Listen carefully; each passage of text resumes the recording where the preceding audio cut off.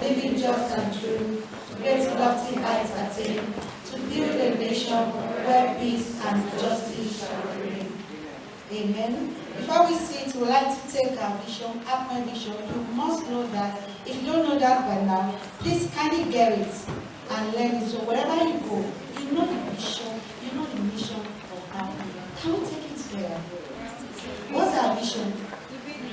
Do you know our vision? Okay, go ahead. I'm not going to start.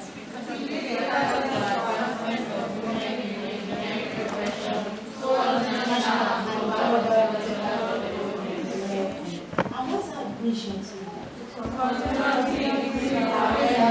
Engineering is a career for girls also, thereby improving the numerical strength of female engineers. To encourage mental education as a positive force in enhancing the quality of life. A round of applause for yourself. So then, who are we? We are APWEN. Who will we? We be APWEN. Who are we? We are APWEN. APWEN. Encourage. APWEN. Enhance. APWEN. Excel. Who are we? We are APWEN. Who will we? We are APWEN. That's great. So right now we move to, before we start the session for today, we had talked a lot of soft skills yesterday, and it's better we just do a kind of wrap-up, just to refresh our memory. So I'm going to call like 2 or 3 of you to come out now and give us a recap of what we were taught yesterday. 3 presenters were here, and everything was on soft skills. So brand new, on curious, intellectual curiosity, and the 3rd one. So, can we have 3 of our young engineers to do a recap? Right? Then, who else from this room? We need 1 person from this room. I'm going to call you. That guy, you pressing a phone. Come. Are you one of the young engineers? Were you here yesterday? Were you here yesterday? Were you here yesterday? Don't mind me, that's tired. Were you here yesterday? Okay, come. Don't worry. Just say what you know. You don't have to be perfect. Even if you just one thing you will remember. I don't like, I always. Okay, the first speaker talks about how we should build a good outfit. And she asked us to choose our dressings. We should have a particular type of dress to wear, if it is the trousers or the gown or the skirt we want to wear. And then we should choose our shoes, the kind of shoes we want to wear to give us an outstanding outfit, and the accessories, the undergarments, and we should wear a good perfume. That's what I want to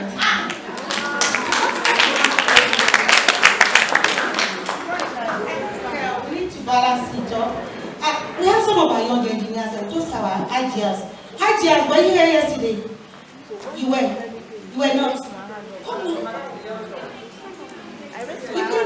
Speaker, she talked about being very creative, thinking outside the box, not believing something is impossible, and that there is never a solution without a problem.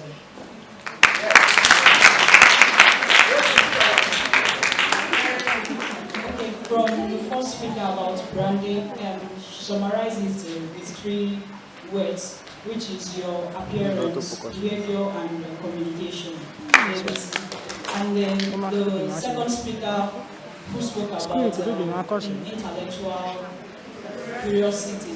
Yeah, you have to be, one is critical thinking, creativity and innovation, and problem solving. Then the final speaker talked about finance management. So,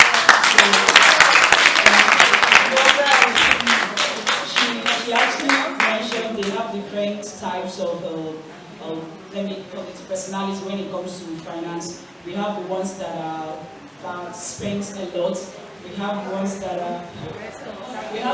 are managers. They manage too much. But in the summary of the whole thing is that it is best for us to be investors. Thank you. That's very good. You have a gift from Engineer Felicia Abubakar.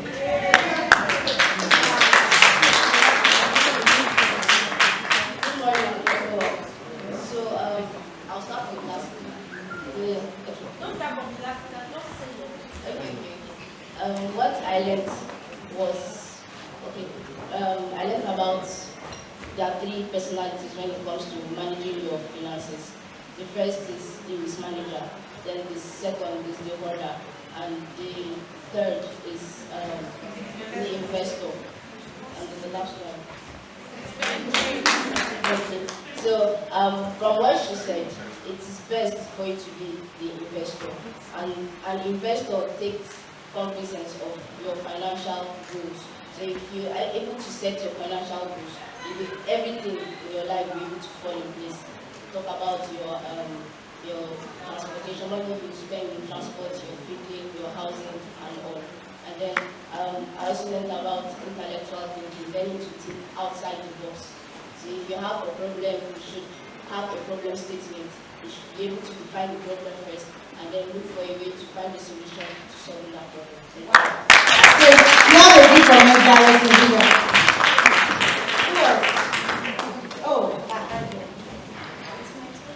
Well, good morning, all.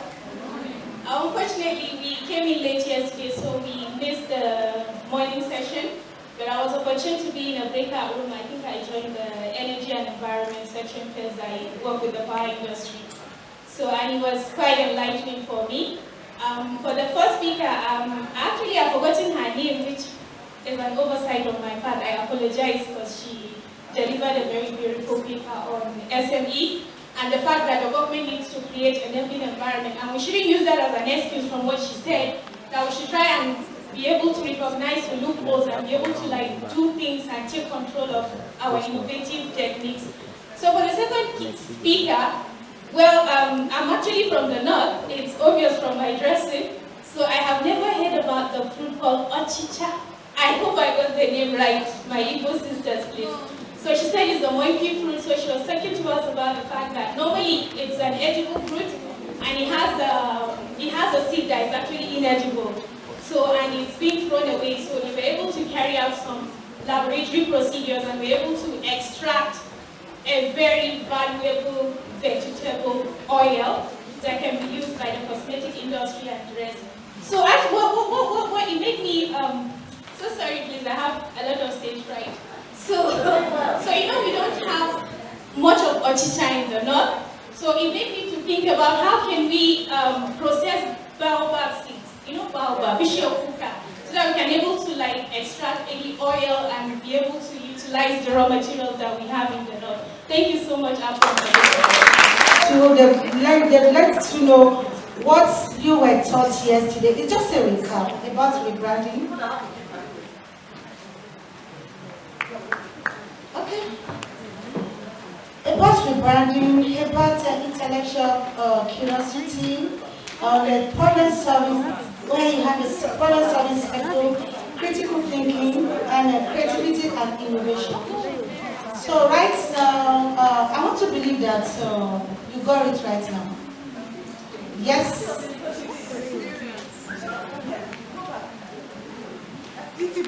What's that now? Right. But what we are trying to let you know that we are training you to be able to speak, even in a large crowd. You may be very good, but learn how to present. Learn how to have a very good presentation and be able to face the crowd. So that's what we are just doing now. So don't be fidgeting when you are called to do anything. Okay, maybe even when there's anything, just be very anxious. Just like what Engineer Rosin said yesterday, always be anxious to be visible. Do you understand? You may know it, but if you are not visible, people won't know that you know it. Do you understand? So a round of applause for your colleagues. Thank you, ma'am.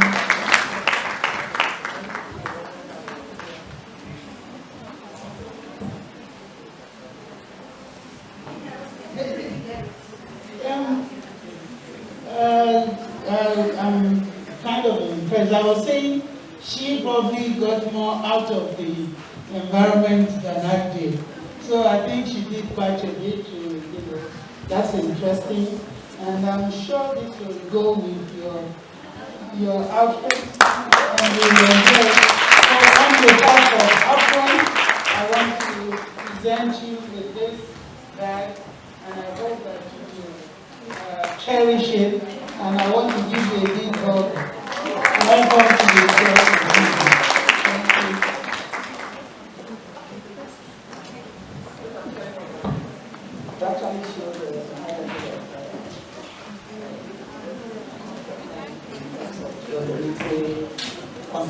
presentation. It really showed that you are on top of preparing during these sessions yesterday. And you even had a book, you wrote things down, showing that you can actually keep records. That's the quality of a good engineer. Thank you. From APWEN, I present this. On behalf of APWEN, I present this to you.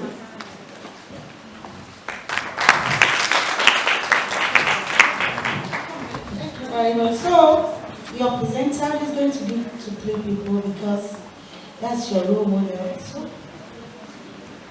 she was once like you. So you can see that yesterday when she was speaking, she was just throwing it. So Thank you with these gifts. You actually demonstrated that you understood the sections yesterday on intellectual curiosity, especially thinking outside the box, and also on the financial management. So this is for you.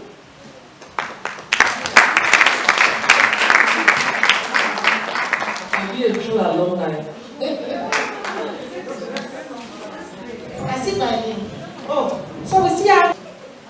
Okay, you. This is your name. Your favor. Wow. I like your dressing anyway. Alright, and then I enjoyed listening to you because you focused more on the fashion one and you showed it. So, on behalf of APWEN, I'd like to present this lovely bag to you. Alright? And keep it up. Please keep it up. God bless you. Please, the next person to present for us is Afrotech Girls for the past 2 years. She stays in the UK. She actually came for this conference. Who am I presenting to? I'm presenting to you. Well, I have to say that it's a pleasure being here. My friend, engineer Mrs. Adetiba invited me, and I said, oh, it would be lovely to come to Abuja and to see so many young people, girls interested in engineering. I love that. Because you see, you are the future. You are the future. We are going. And it means we can go in peace, knowing that we can hand over to young, able, capable women. So well done, sweetheart.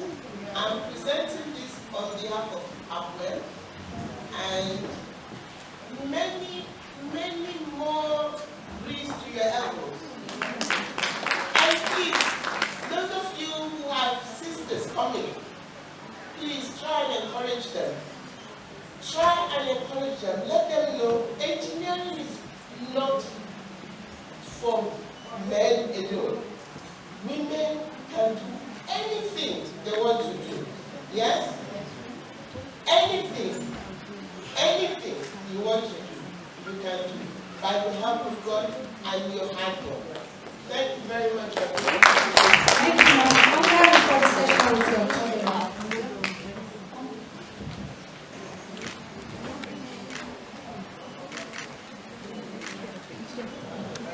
Thank you, ma'am. A round of applause for our monkey. And I was saying to them, okay, so we've been meeting a lot of distinguished engineers and distinguished personalities in this conference. When you see them, people that you've been wanting to know all your life, and you have this once in a lifetime opportunity, and maybe you are in the elevator with Engineer Maya and you have heard so much about her, and about that her lovely daughter called Kemi, and you just have been trying to engage her to ask her something. But then you are in the elevator with her, you have 30 seconds to talk to her and get what you want out of her. What will you say?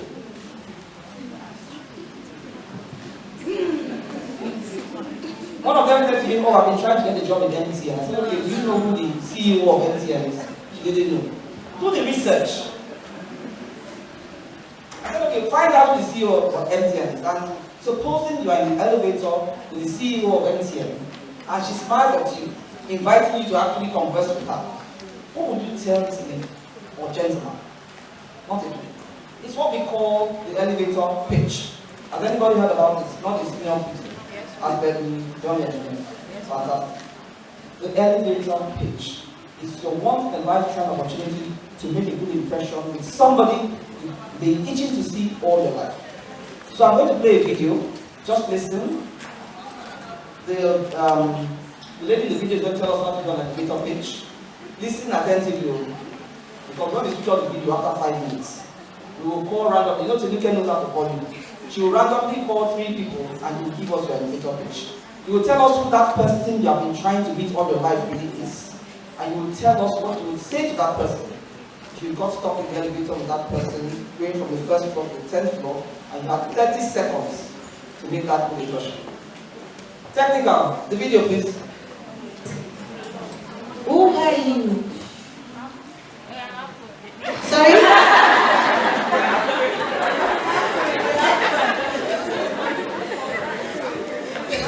What is it?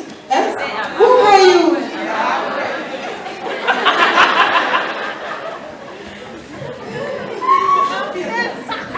I would like us to get 2 or 3 volunteers to come and give us the elevator pitch. After all, you are here now, so you can't say you didn't listen again. Come out. I'm going to pick from each row. Are we here young engineers or mommies in the house? Oh, the one with Afro. Come. Who are you? Come out, please. Don't look at her. Don't worry, you can. Tell us your name from yesterday. Can we remember? What's your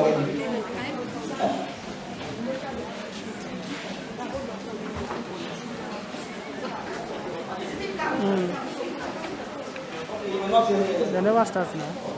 You want to okay, when you want to start with your name, your first name, and then use the first letter of your first name to give us an adjective that describes who you are. Like awesome, academic, authentic, academic, amazing, academic. Who was here yesterday? Not that one. So the people that were here yesterday, tell us your stage name. And then you will tell us about the elevator pitch. Let's do it very quickly.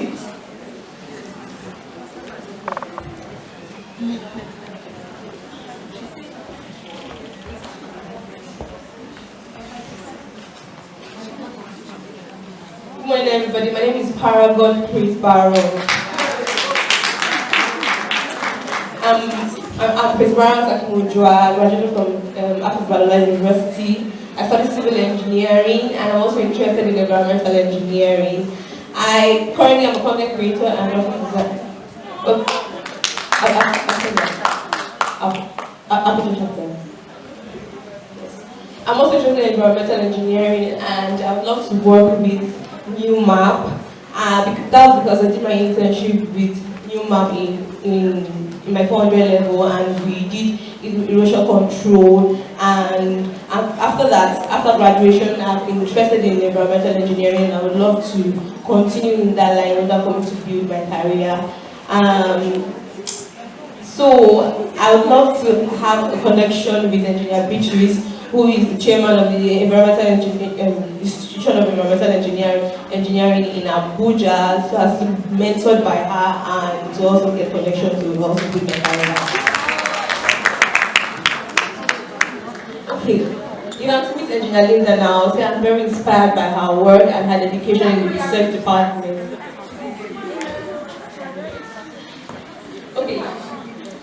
Okay, good morning, Engineer Beatrice. My name is Chris Barrow Takimujua. I'm a civil engineer by profession, also interested in environmental engineering. I'm so impressed by your work and your dedication to the environmental sector, and I would love to be mentored by you and to help me build my career in the environmental field. Thank you. That's good. Questions. I would like to have like a minute or 2 minutes of your time now. Would you like to talk to me? Yeah, sure, I will. Alright, please, can we talk now or you give me time to talk? Oh, sure, just go inside. Oh, my name is so. I would like to meet with you. This is what I do. And I would like you to put me through some of these things. Ma, would you like to do that? Yes, sure. I will. But when you get there, it's just saying, my name is Rose. I would like to. Okay. I will see you next time. Did you get it now? Hello? So, when you are meeting your mentor, just know the way you present. Let them see that seriousness in you. Let them see that zeal in you that you really want to be mentored. Not the one that will just come. They said I should go and meet mentor. Let me also go and meet. No! You are very serious. You really know what you want. Do you understand? Okay, so next person, put an action to it. Brilliant blessing. Okay, I'm actually a controller student of chemical engineering in Fufu. That's Federal University of Technology, and I'm so happy to be here. Okay, for the elevator pitch. Okay.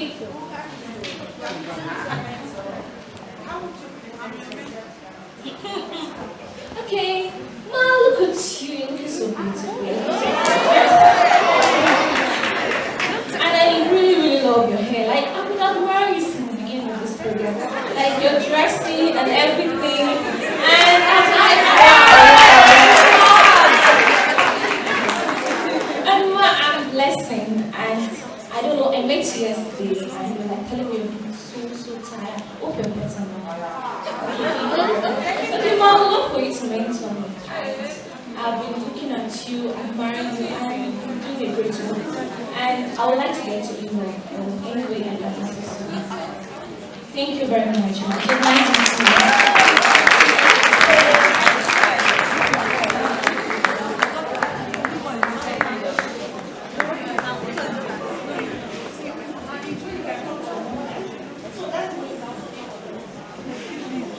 Good morning, everyone. My name is APWEN Amina, the founder of students of Agriculture and Bioresources Engineering, Federal University of Technology, Mina. I'm the amazing, awesome APWEN Amina of Agriculture and Bioresources Engineering Department.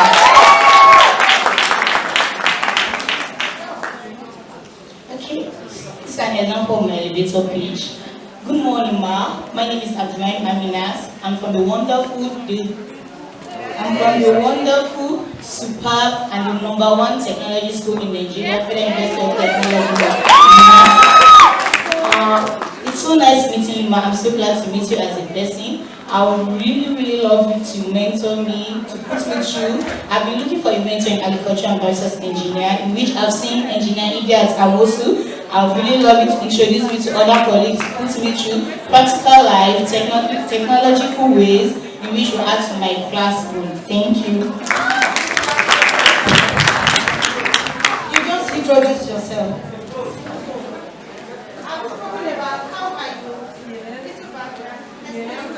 Actually, I got to know that from Mrs. Fimilela Ojelade and been chatting you or talking to you on the phone. It's so nice to hear your voice.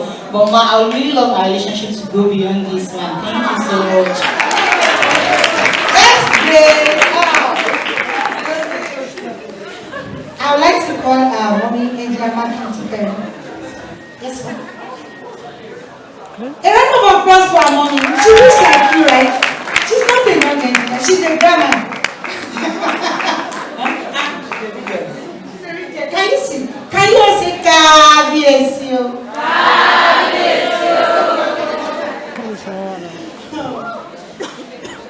Oh, here you meet your mentor. Free of charge. Good morning, everyone. Well, I'm the elegant, enthusiastic, and energetic Eddie. I'm an electrical engineer. I'm a recent graduate of electrical engineering. I graduated from the Federal University of Agriculture, Makurdi, and I'm glad to be here. Well, this is my elevator. Good morning, ma'am. You're looking so beautiful. Well, I've heard so much about you. I'm Eddie Aboga. I'm a recent graduate of the Electrical Electronics Department of Federal University of Agriculture, Makurdi, and it's a pleasure to meet you.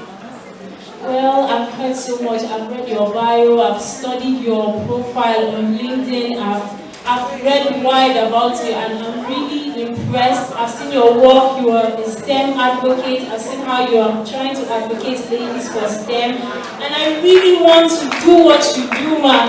So I don't know, I really want to subscribe for mentorship under you. And I don't know how I can. Okay, just give me your phone number.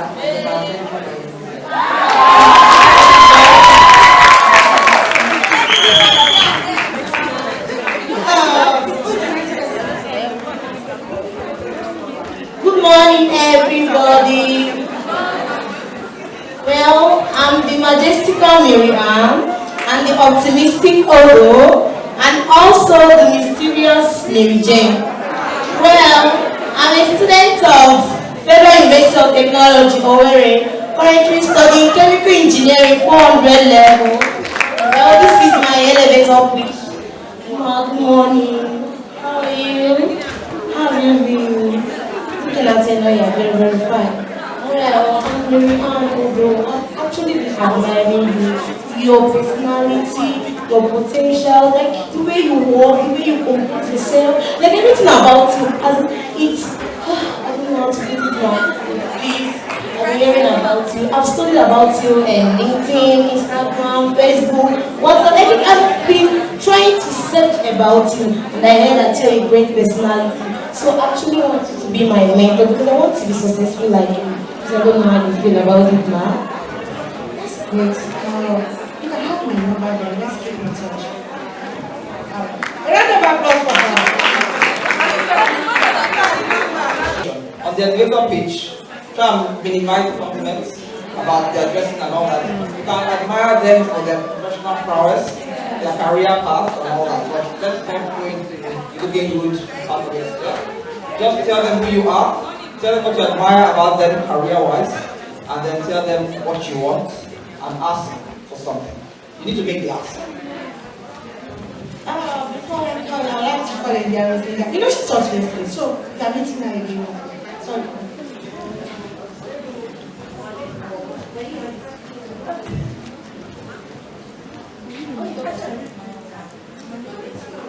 Oh, mommy, I can see you again. I'm the Radiant Linus, a graduate of food engineering from the best state university in Nigeria, Ladoke Akintola University of Technology. I've been always trying to meet my mentor because I had my course, it went from the agricultural engineering, so I've not been seeing people around that study food engineering. I was like, am I in the wrong department? Did I study the wrong course? And I felt this is an opportunity for me to meet my mentor. I would love you to mentor me, to push me through the career, to be the best among my generation. Please, I would love to have your contact and your email. And I'm ready for anything you really.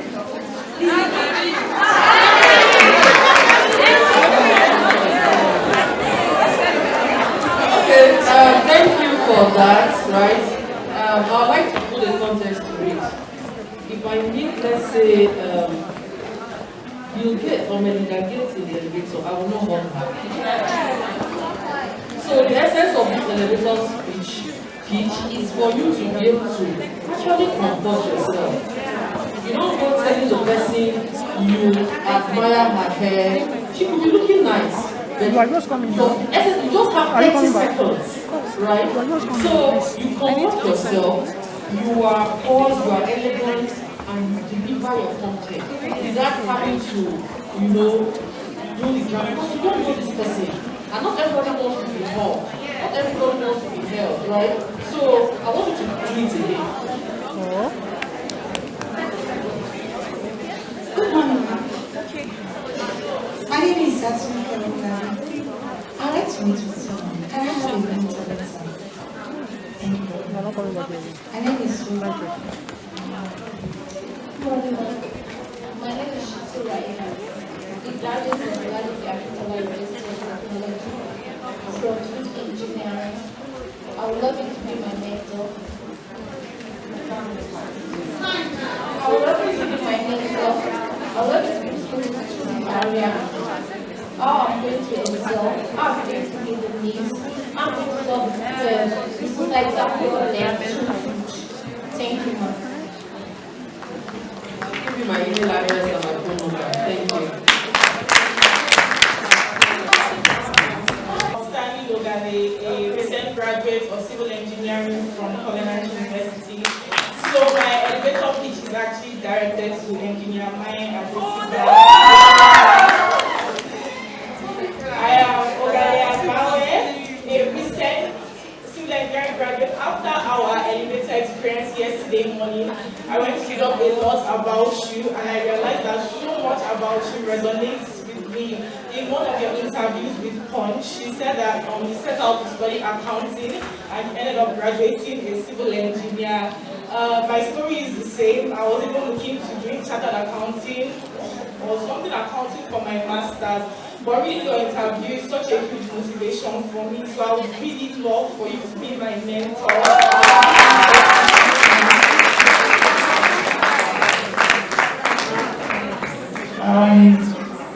Actually, I'll be more than delighted to have you.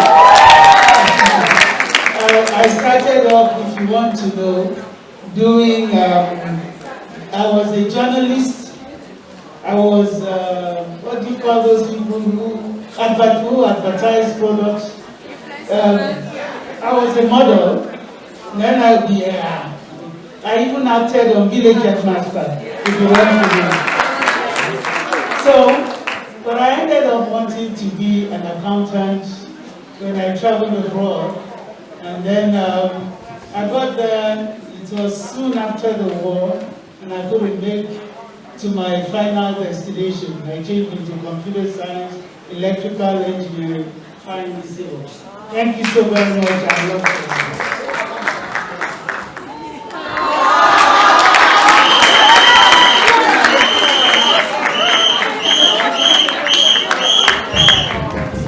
Okay, announcement, please. Announcement, which is assistant keeper. Thank you. That's what APWEN is about. We are a sorority, so we are assistant keepers. Announcement, please. You can see the able technical secretary, Engineer Dr. Imadi, Princess Imadi, to announce that the technical sessions have started. So those of us that come to attend, we can excuse now. But we're continuing here with the speed mentoring and then our panel discussion.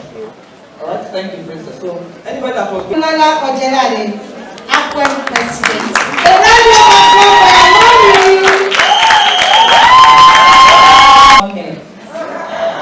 I'm engineer Mrs. Uchichi Ejesonwa, FNSE. I'm an electronic engineer. I'm currently the head of department for electronic communication in International Airport in Lagos. I think that's just about it. Oh, sorry. I'm the vice chairman of Aeronautical Division, Nigeria Center of Engineers. I'm currently a scholarship awardee of the University of Oxford for leadership training. We started the happening £11,000. I like to say the value.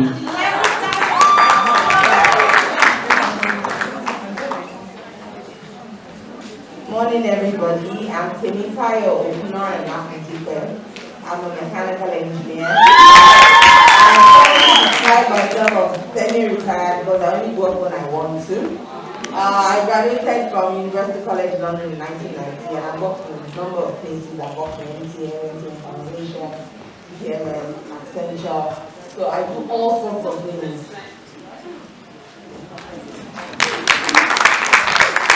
Thank you. My name is Engineer Fulola Ojelade. We know! A fellow of the Nigerian Society of Engineers. I'm a chemical engineer.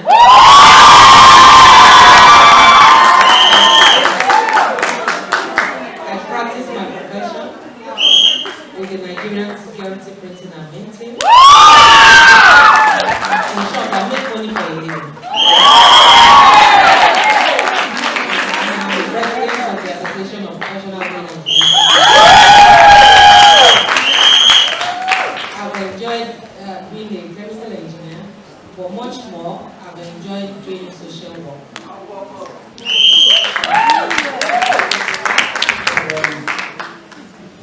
charismatic Christy Ejabina. Yeah, I'm retired now, go on my own. I was formerly the past chairman of Warwick branch, APWEN. I'm also a facility manager, professional, project management professional. I work for more than 25 years in oil and gas, handling facility management services, operational maintenance. Right now I have my own business. I have my own company in engineering, and also in hospitality industry. I train people. I also mentor people in hospitality management and in operation and maintenance. We handle heavy-duty machines, we repair, and we also take care of housekeeping. My profession is in civil engineering.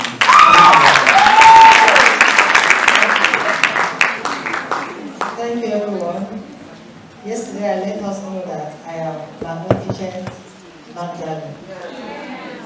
So I am Engineer Dr. Magdalene Adegakomi.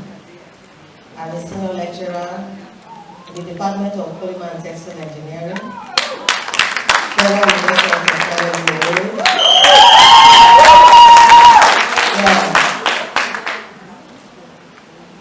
I love talking to young ones. The reason I have the largest number of students here from my school, there are 17 of them. All because we need to encourage you. Always in the classroom, I tell the girls there is nothing they cannot do. I produce students. I also tell the girls that they need to be on top. They don't need to work for the boys, they take charge. And I believe that all of you are here to learn how to be in charge. You shall be in the mighty name of Jesus. Amen. My name is Maya Nadetiba. Thank you. I'm a graduate of 2 Ivy League schools, Columbia University, New York, and Cornell University, Dhaka, New York. And my major is structural engineering.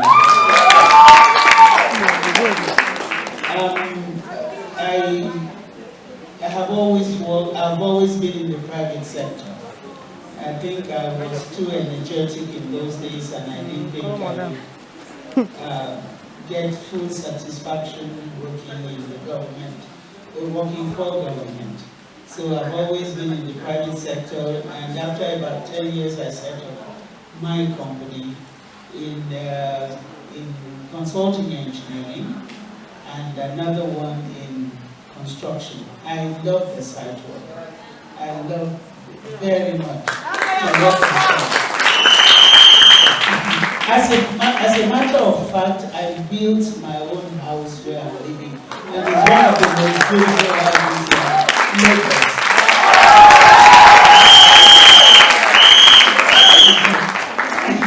Thank you. And I'm past president of APWEN, Association of Consulting Engineers, Nigeria, 3 times vice president of the Nigerian Society of Engineers, first female engineer from the South-South region of Nigeria, first female president of the Consulting Engineers in Africa, and I really enjoy my time with Nigerian Society of Engineers and the engineering family. My whole life I've been woven around the Nigerian Society of Engineers, and I hope I will serve the Nigerian Society of Engineers till I die. Thank you so very much.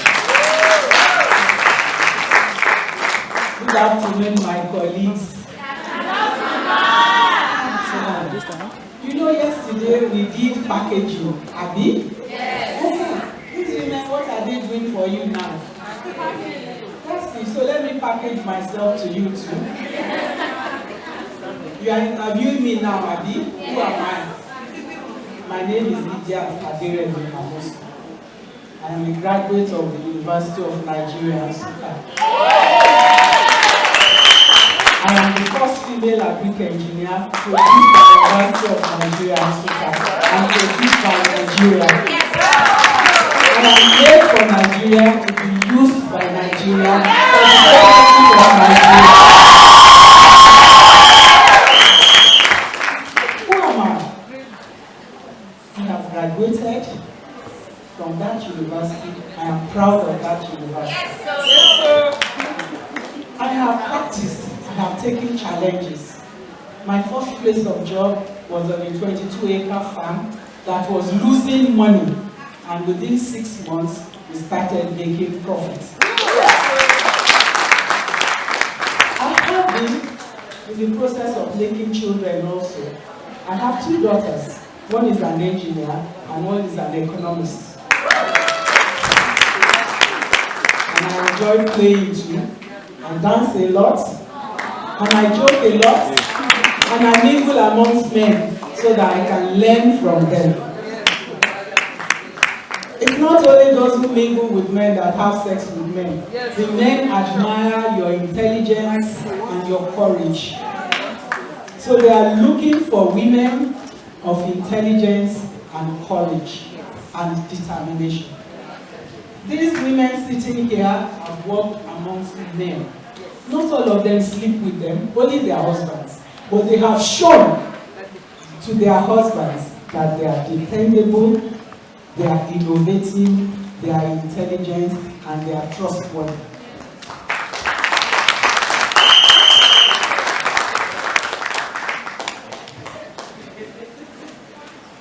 I left and I became a lecturer because I found out that in my field there weren't too many females there, and that in engineering I was alone. There weren't too many females there also, and I felt that I need to contribute into that space. I have been mentoring my students since I started lecturing until I retired. Until today, I still mentor. I enjoy being amongst girls. For one reason, to showcase their visibility. Because you are a female gender doesn't mean that you should disappear into the crowd. So please show your vibrancy, show who you are, showcase your intelligence, just like these women. Forget about me, I can talk, but these women are fantastic. And I am one of them too. Thank you. Good morning. Should I stand up? I think I'll stand. So that you can see me. I'm not very tall. I'm not very tall. You're perfect. My first name is Obian Uju. Everybody calls me Uju when I give you permission. My surname is Obusobu. I'm a mechanical engineer by and I've been for so long and I don't even know how long. But I do know that most of you were probably in secondary school or even not yet born when I graduated.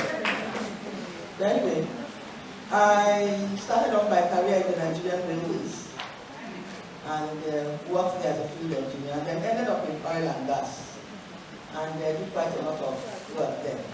I enjoyed the field, and I think my most beautiful moments when I worked in oil and gas, if I can just tell you that, she knows, but when I worked in the field, because I enjoyed being out there. And I think I got a kick out of kicking the men's ass, you know, especially when they don't expect you to, as a female, to come in there and take charge. You come in there and take charge. I'm proud of this activity. I'm proud of all of you that you have decided to study engineering, and those that have graduated that you are engineers. You can be as good as, if not better, than the men. That much I can say. So, I've spent, I'm now consulting in private practice when I want to, not because I want to, but just to keep myself busy. What else do I need to say about myself? I have 2 kids. Unfortunately, none of them wanted to go into engineering. About that. But then I followed my own father into engineering, and he was always proud when he wanted to say, "This is my daughter." this is my daughter, this is my engineer.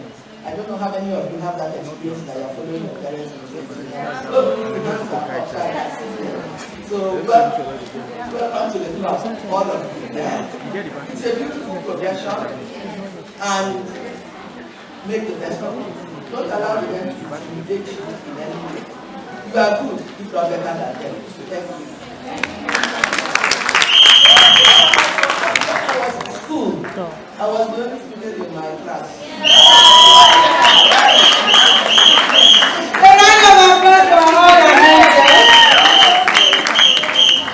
So thank you so much to all our mentors. I'll put 2 scouts in the room. We're going to go down into the crowd. You will sit in strategic places inside the crowd, and the ladies engage the mentors closest to you. That's not what you want. Go to where your preferred mentor is and go and engage them effectively. You have 5 minutes per mentor. So if you go to this particular mentor here, 5 minutes will call time. Look for the second person you want to talk to. Go to that person and that's for 5 minutes, okay? Graduate do we have electrical engineering graduates or electrical engineering students? Electrical limited.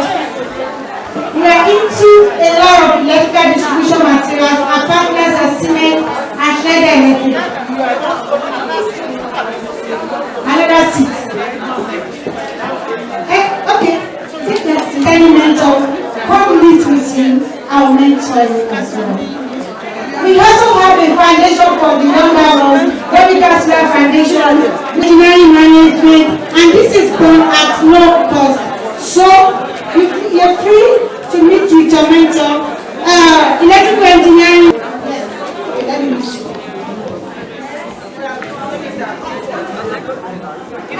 Electrical engineering ones, and we run this program at no fee. So, Rai, are you here? Rai, come and tell them more about Vertical Foundation. She's also a product of Vertical Foundation. So the way you're looking at her, she can install solar. She knows a lot. Right dimension, so that we start taking them. Good morning, everyone. My name is Zorai. I'm here to tell you more about Vertical Solar Foundation. This is a foundation open for young engineers, not only for engineers, for other fields, other people studying different overcapable young engineers and young people. Okay. In the course of attending this training, I learned how to install solar panel.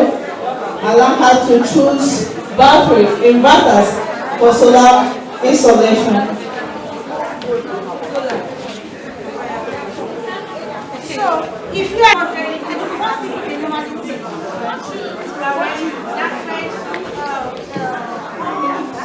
okay, after the training, about degrees, she does a lot in residential involved. So, hook up with her so that you two can get trained. Last week, a company called us from renewable energy that we should bring 2 ladies. So we have to take from those who have trained. So it's better you hook up now because a lot of people are coming to us and they really want to empower women in renewable energy. So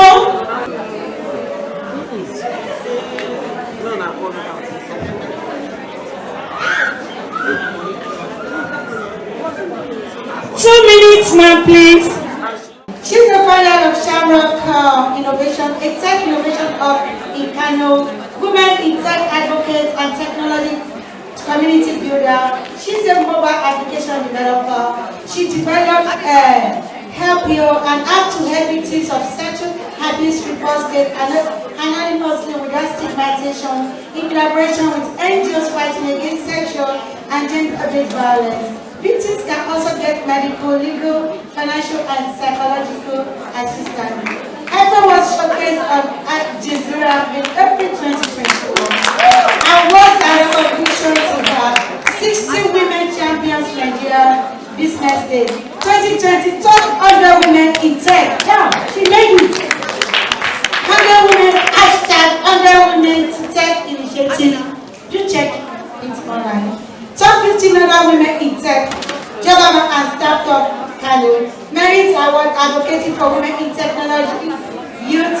for. Lastly, 2021 Inspiring with Intent, Chairman Nigeria. A round of applause for her. Oh, our next pretty panelist is Katina Giwel. She's an electrical engineer with specialization in electronic and telecommunication engineering. She also has a diploma in radio frequency spectrum management, USA Telecommunications Training Institute. She's the National Vice Chairman and Director of ICT Engineers, Founder Project Director, APWEN magazine.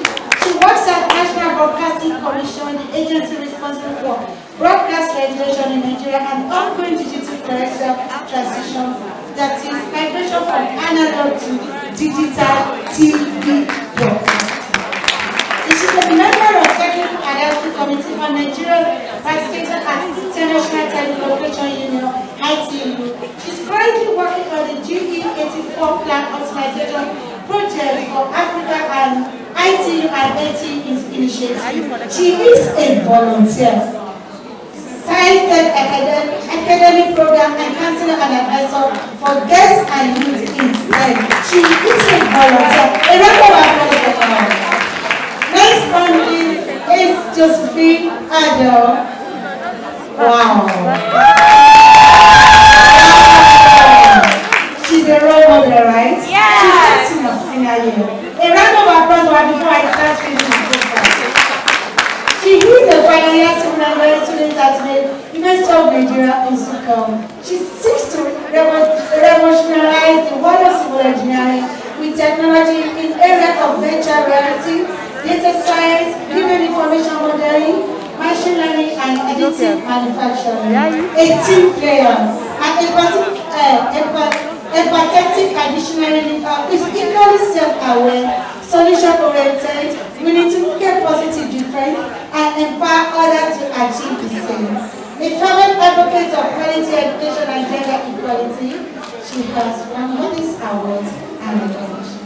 2021 Scholar Nigeria Higher Education Foundation, 2021 EMA and Global Scholar to attend Grace Upper Celebration, 2020 and 2021 Excellence Officer Award, the Society of Petroleum Engineers, 2029 Scholar and Ambassador Women in Leadership Award, 2018 Scholar Advanced Medical and Engineering Scholarship, 2017 National Merit Award from Total E and P.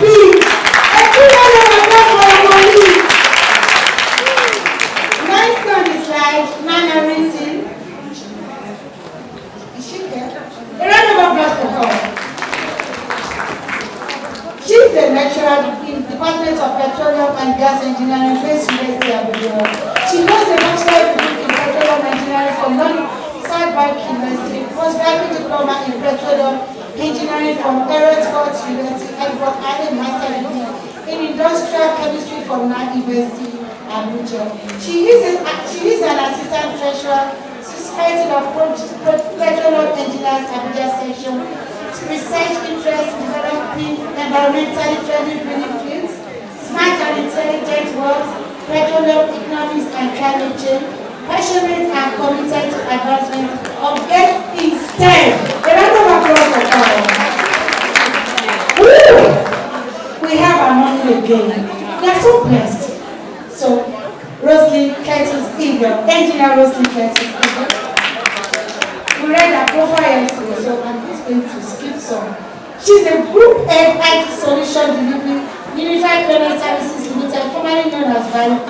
She manages a group of IT professionals who day-to-day work involve innovation, problem solving, critical and analytical thinking and creativity. She's skilled in project management, business analysis, solutions implementation and electronic payment systems in MasterCard, Visa, American Express, Pay and Pay Attitude. She has a PhD in mechanical engineering from Federal Institute of Technology, Milan, and MSc in engineering and management from Coventry University, United Kingdom. She's an APWEN international representative for Society of Women Engineers in USA. She obtained a high performance leadership certificate from Canada USA. She holds a certified professional certification GSA, Project Management Institute USA, is an avid STEM advocate. A round of applause for her. Now we have our mommy, she will introduce herself.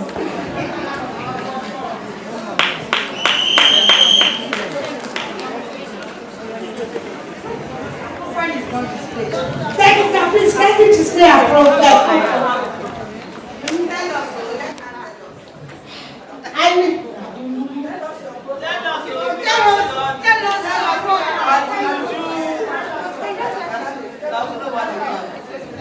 First of all, let me introduce another panelist, a moderator, the mother of all the young engineers, young attack, English woman, grandma, engineer, Mrs.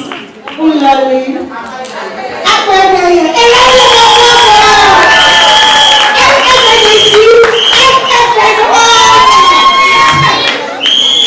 So right now I present to you all the panelists for this session on women engineering, very digital transformation in Nigeria, and this will be anchored by our mommy as well, engineer Mrs. Unlali. Thank you very much, Angelica. I don't want to waste much time, but I'll give you all my titles. Yeah? So I'm a fellow of the Nigerian Society of Engineers. I'm a fellow of the Nigerian Institution of Civil Engineers. I'm a project management professional. I am a facility management professional. I'm a member of the Institute of Directors. I am a member, associate member of the Chartered Institute of Arbitrators. Thank you very much. So, without much ado, I was out. Any more?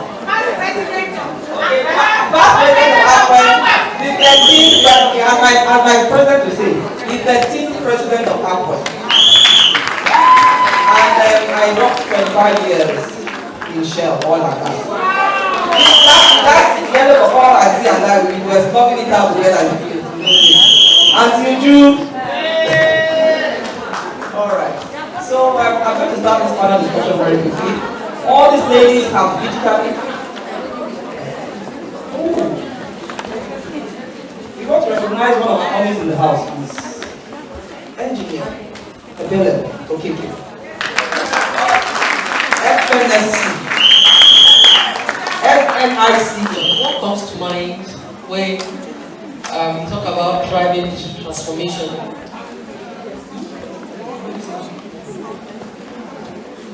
For me, I think driving digital transformation as like business automation. I have been involved in a lot of digital transformation in my place of work today.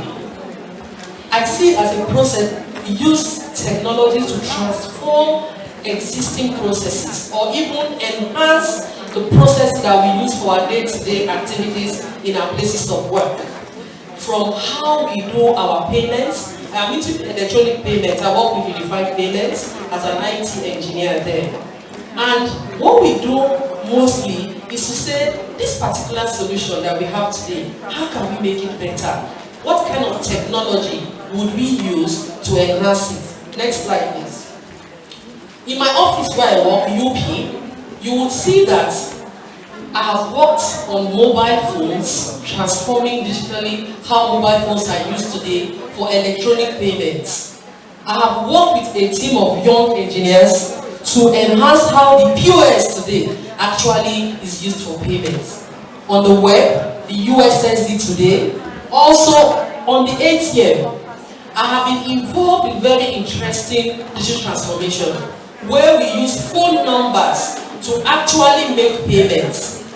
You don't actually need to memorize your account number in any bank. Your phone number is what we have transformed and we use it for payments. Next slide, please. You can see my baby project where I worked called Pay Attitude. What I did with a group of young engineers there is to pick different sectors to say, in this particular sector, how can we bring value? How can we enhance the processes? How can we make things better? How can we improve the bottom line of the organization? We looked at the health sector, the HMO today, where people actually walk into the hospitals. We digitalize the check-in process and the check-out process for patients today.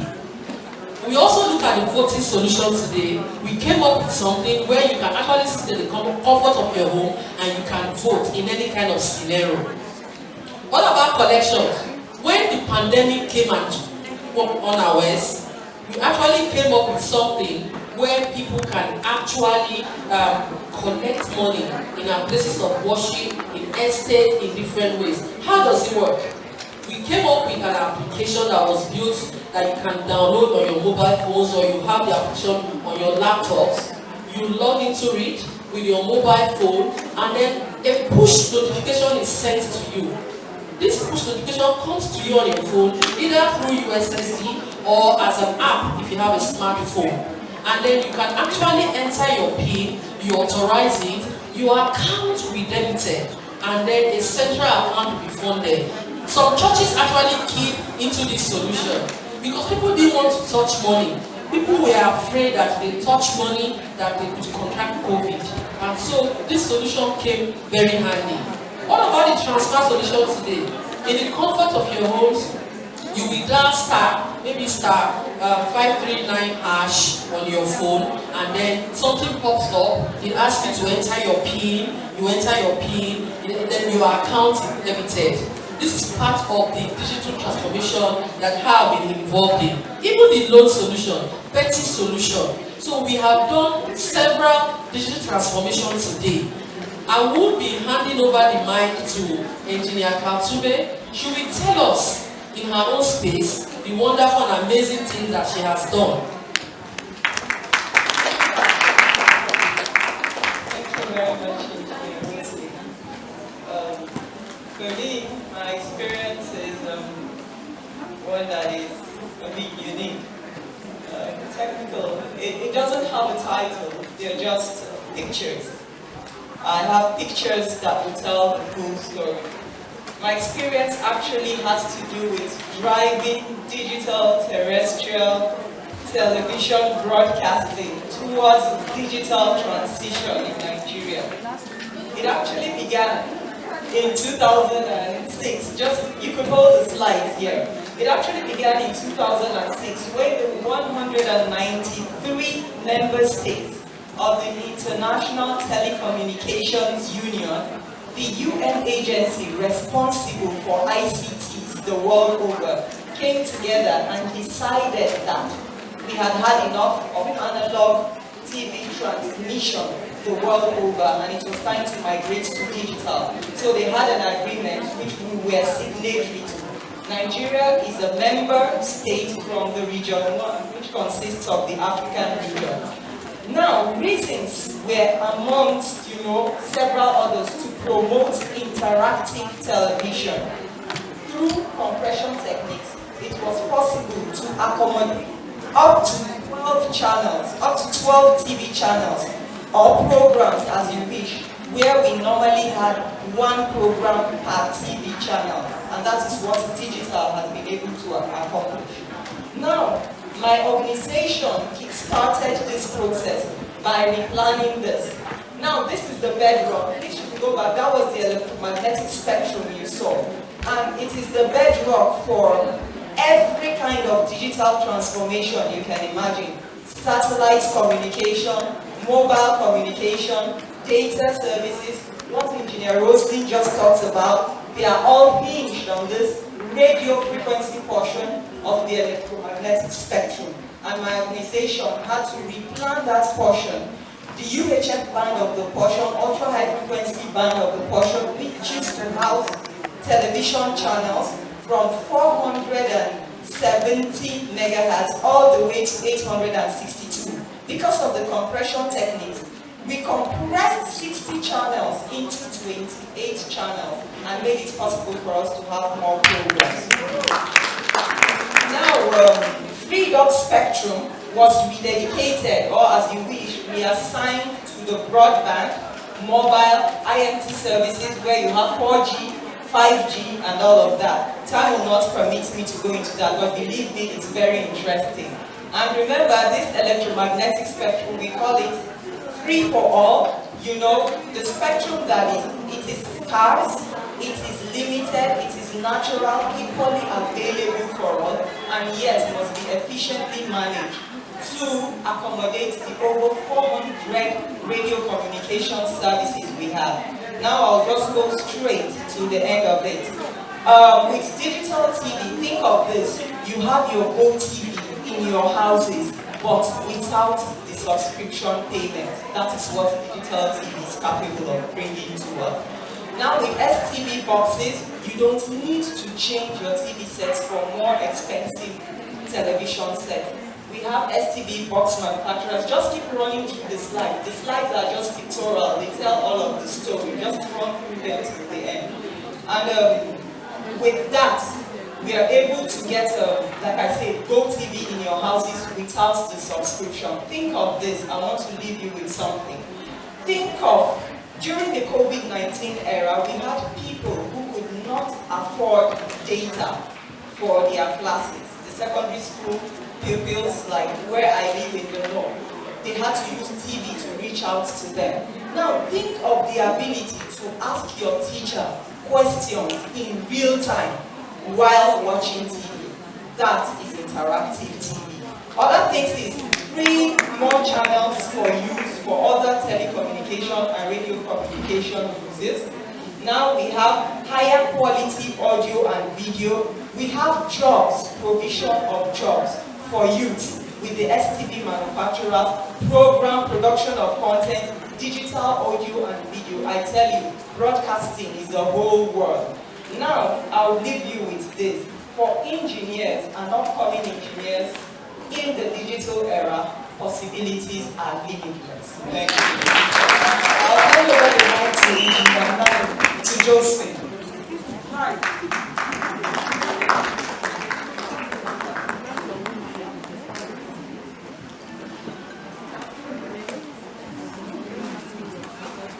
Digital transformation among university students is around us, right? We don't need to search for it everywhere. It's basically around us.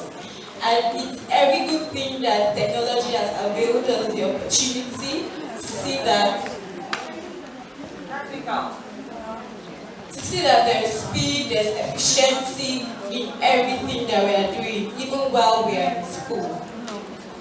Let's take back to the COVID-19 era, where, okay, who are those that took courses?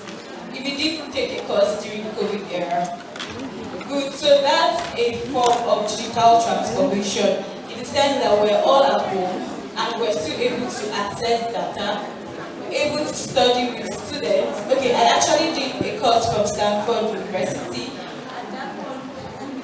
and that one was not like the courses we took. So we're able to have real-time classes with lecturers and other students from all over the globe. So that's the form of digital transformation.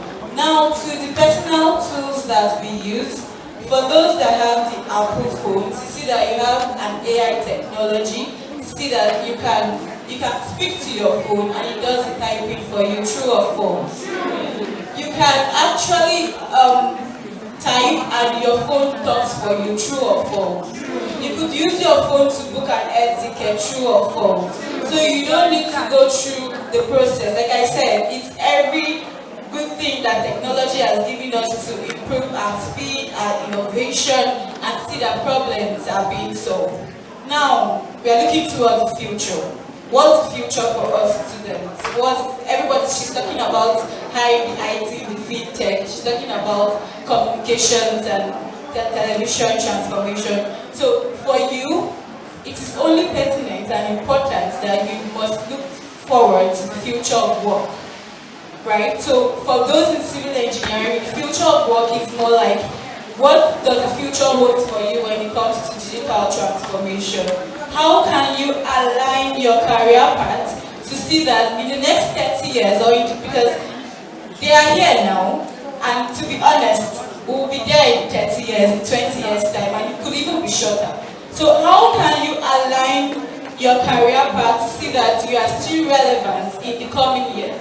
So in civil engineering, you could see things like smart cities, you could see things like building information modeling, and then in electronics or electrical engineering, you can see things like robotics, see things like artificial intelligence, you can also see things like blockchain, 3D printing. So what I'm urging you now is to go back and look at your profession, look at your career path. What do I need to do to be relevant in the next 30 years? How do I need to position myself from your IT placement to your final year project to, you might not really have the opportunity in your NYC, but how can I collaborate? Because right now you're not just competing the African folks, you should be looking at to transform the world digitally with technology.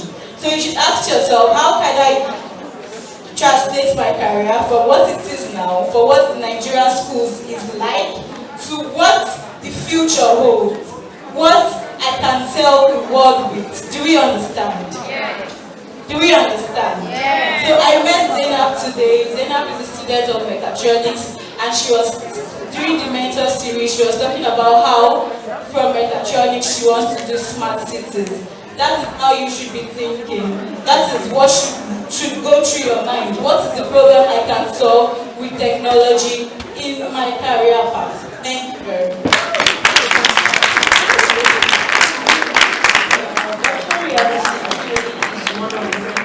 Technology components within digital transformations in the world.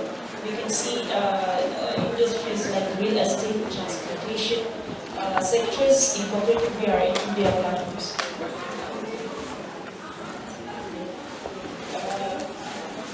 Like we can see that conferences now, like now that we see in Explore using virtual reality. Another industry actually being transformed by VR, virtual reality, is education. There was a statistics done by Rocks, which says that 90% of materials learned through immersive experience. 90% of students actually, materials learned through experience. The students, 90% of students learn through immersive experience actually get into compared to just 30% who actually capture what I just shared it. It was published by Forbes, an article published by Forbes in 2019 found that medical students who were trained using virtual reality were able to carry out certain procedures quicker and more accurately than peers trained using traditional methods. It is believed that VR and AR, augmented reality, is the future of technology. The developing countries have already started in this. Businesses have already seen a huge level of digital transformation taking place across multiple ecosystems and workplace. I'm explaining this because I want to mention that in our organizations, we also adopt this modern technology. At Chamber of Innovations, we think about the problems when it comes to if you are a science student, definitely you use a lab, either chemistry lab, physics lab. Currently, we have a chemistry lab. That was our product, which is a service or virtual reality application. It is a chemistry lab that the students will be able to use. Just like how you can be able to, in secondary school, basic acid-base titration that we need, this, how to make chemicals, reactions, and all this stuff. You can be able to create in virtual reality. To help the students avoid pollution, and also, mismanagement of tools and resources, chemical resources in the lab, and also to avoid, fire outbreak and risks and so using So, I believe that if there, and currently after our product and services were out there, this particular school, we have 3 schools in Kano State now that have already using our product and services. This particular chemistry, virtual chemistry lab, virtual applications. And currently the students are actually liking it, and they are finding it very, very interactive and a way to actually, it's a new technology actually, but they were actually adopting and loving how to using this particular technology. We don't have to wait. We can try to adapt the technology. That's why we are doing national operations. And I believe that with technology, you don't have to wait for developing countries to get some, to be able to be We can't wait till the developing countries are doing something till it gets too long for them before we start adopting it. We can do it also. Nothing is impossible. Thank you very much. Now we bring our lecturer in the house. Thank you very much. So we've been talking about digital transformation and we've been seeing it in various sectors. In education, as Josephine and Father have mentioned, a lot has been going on. During the COVID-19 period, many schools were locked out because they did not have systems in place for online classes or online lectures. The good thing is at my university, which is Bayes University, we have adopted a system where we were using the Google tools. We had Google Classroom available and the lecturers were linked with the students already. So during the time, instead of the school to close down, we just went home and continued from home. So what happens is we had the Google Meet where we use for our classes. We do our presentations online. The students attend the classes. With the same tool, we were able to do examinations for students. It wasn't only Google Classroom or Google tools that were available. We also had Zoom meetings, and also we had Microsoft Teams. But by school, because we were already linked on Google tools, so we continued on Google tools. And we had problems with Zoom classes because for Zoom classes, if you had students over, I think, 40 or 100, you would have to pay. So you can only use 40 minutes. So those were the tools that we were using for our lectures. We also give assignments online to our students. They would do the assignments and submit them on Google Classroom. We also used a software called Turnitin to be able to check the plagiarism. The thing about students that I've realized, especially in Nigeria, is when they give you assignments, what you do is go and you copy it off the internet and submit it. You don't learn that way. So with Turnitin, we were able to check the plagiarism levels, and the students found it difficult. One of the challenges I had with Turnitin was one of my students submitted an assignment and I downloaded on Microsoft Word, and it was all highlighted, and I was worried what it was. But I saw that they found a way to hack the system. Because I studied in the UK, so I knew a lot about Turnitin, so I was able to fish the students out. So my students cannot get away with it actually. They say I'm very strict in that respect. But yeah, if you try to hack the system, I will find you out. The examination challenges, the problem was with the examinations. It was easy to copy your answers off the internet, so we found a way around it, especially in engineering. It was difficult because you give questions, they will just go and copy it online, or they will copy it and share with others, and they will submit the assignment. So we had to give applied questions, one that you could not copy. It was difficult. Students were complaining at some point. The school had to make it like 50-50 coursework and stuff. But anyway, the applied questions really helped. And students had challenges, like during examinations, we use Google Meet for the examinations, for their network challenges, or they ran out of data, or there was power outage. So especially me in particular, I have invited students to my office at school to come and rewrite the examination. So it is advisable for students that whenever you are required to use a tool, let's say Google Classroom or Zoom, whatever tool you are going to use, it is advisable to read up on it, know the technicalities involved. My brother, who is a student of my university, was writing his exams online and he was logged out. He couldn't submit. And that's because his Google Forms, I think, had a problem. Thank God I was there, and since I was using it, I was able to help him to change the settings. So it is good for you to read up on these things. You may think that it will end in the universities, but it proceeds to the field. My friend who is working with Ghana Oil, National Oil Company, they use Microsoft Teams to do their meetings online to be able to carry out their drilling operations properly. So it is good for you to acquaint yourself with these tools. Thank you very much. These were done online, except for one of it that we had a training session. I'm really excited about this because this was actually the initial plan for this program. Can we applaud ourselves for being part of it? You don't understand. Over 2,000 or 3,000, if I'm not mistaken, have been part of this event online. Can you give t-shirts online? No! Can you give t-shirts online? No! Okay, so you should understand the things, amongst many other things.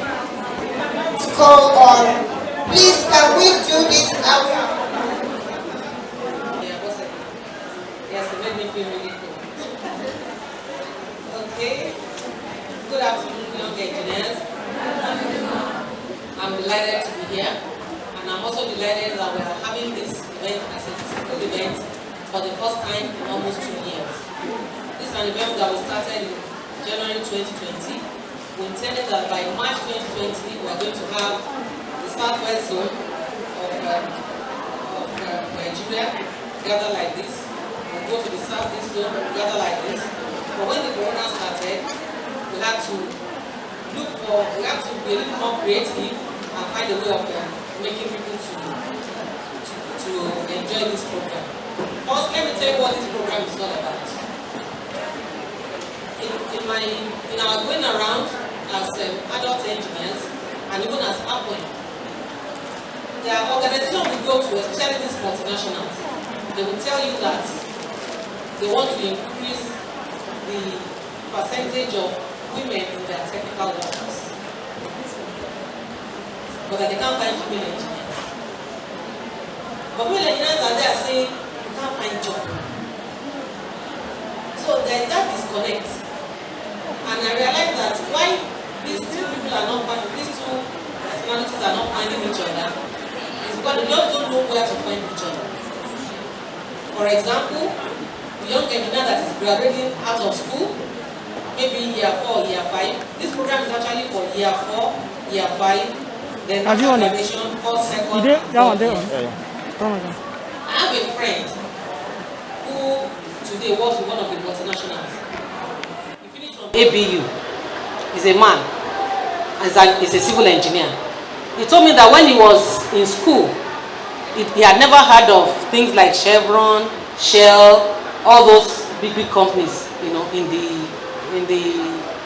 oil companies particularly. He said he had never heard about them, and that he just managed to go. I mean, he went to school, he plays, he does everything. So he just came out with a 2-2, but that he had some friends then, who used to study like their life depended on it. They came out with first class 2-1. It didn't make any difference to him. He said until he went to work in, I think after youth service, he was now working in Federal Ministry of Works, and he was posted to Warri. That was when he saw some of his classmates, whom they were in ABU together. They were working with Shell. They were earning like 100 times of what he was earning. What? He went there, I want to apply. They said, no, you can't apply. Even this your class of degree, you can't even take it. So that was when it dawned on him. Now this is why these people were so serious in school. They will be studying, they will be making great marks and all that. So we will not take it for granted that there are people like that also, even today, who do not know even about these companies or how you can be employed there. You don't have to be employed there if you don't want it. Like the way we structure this turn and gown, if it goes online, we would say indicate your area of interest. If you say you want oil and gas, for example, we'll put you in a room in a breakout session with an oil and gas company like Chevron. Chevron has been on our platform. Shell has been on our platform. Baker Hughes has been on our platform. Delta Afrique, they've been on our platform. If you say you want fast-moving consumer goods, we put you with Unilever or Guinness. And what are they going to be telling you about a career in their company? How can you get employed in our company? What class of degree This is the class of degree that we normally take. You can ask them questions. Do you employ female engineers? What is the prospect of progressing if I'm a female engineer in your company? Then they will tell you these things, so that already, even from now, whether you are graduated or you are still in school, you cannot be focused and begin to think, I think I like this Baker Hughes. I never even heard about them. Who do they say that they are? I would like to work in this kind of place. It's easier to achieve a goal when you have that goal. When you have that, when you know the place where you are going. Like people are playing football now. If there is no goal post, where would they shoot the ball? Okay? But when you put a goal post, everybody knows that your ball must enter inside that box. If it does not enter, you have not scored.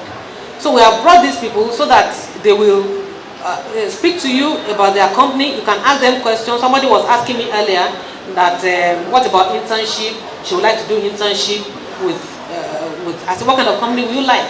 He mentioned a company, that one of those that will come in. I said, they are coming here today. Raise up your hand and ask them that question. How can I get internship there? Then he will tell you the way they do internship there and how you can do it. Maybe you need to go to their website. They will tell you maybe you need to structure your CV this particular way. So that is the whole idea, because APWEN, our number one mission is to increase the number of women that are practicing engineering. You have already studied it, or you are studying it. But there are many who finish and do not practice. I always say, I almost became an accountant. I wanted to go and do ICANN and get all the great marks and begin to practice accountancy, because I felt that's where the money was, that I'll be able to make a lot of money. So I wanted to go there. But now I'm able to see, it was even an accountant who told me, why don't you practice this, your chemical engineering, and then see, instead of jumping into another profession without practicing the one you have. So you can have your passion, decide on other things you may want to do. But if you really want to practice engineering, you have this opportunity that we are presenting you today from different companies who will be speaking to you. Today, this program is being sponsored by Worley Foundation. We have Worley Energy, Chemicals and Resources is a company in Australia, and they gave us that's why we're able to print all of this and give you all the t-shirts that you are wearing. That's why we're able to pay for your hostel, because they give us money, and we're able to give you meals, in the morning and in the night. I'm sure they brought food to your hostel this morning, and they bring it every night also, courtesy of Worley Foundation.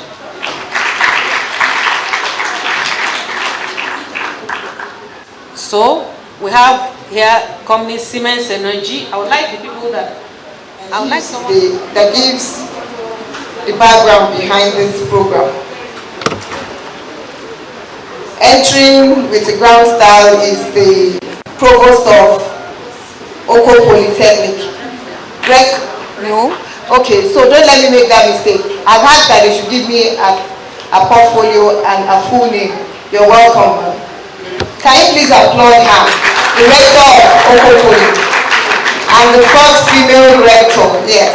Can you please applaud her?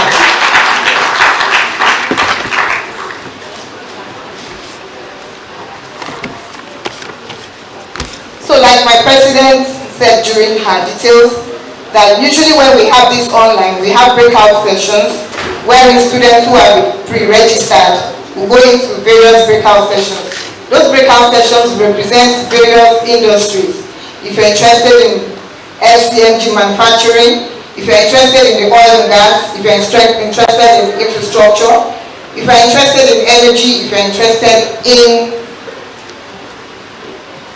any area, any field in engineering. So now that we're here physically, I know we have about 4 or more companies here. We have from Guinness, Tolu, OCC, I hope I called that right, if she's here. From Guinness, okay, thank you very much. Guinness are also one of our major sponsors of this conference and of Town and Gown. Please, yes, please come off stage.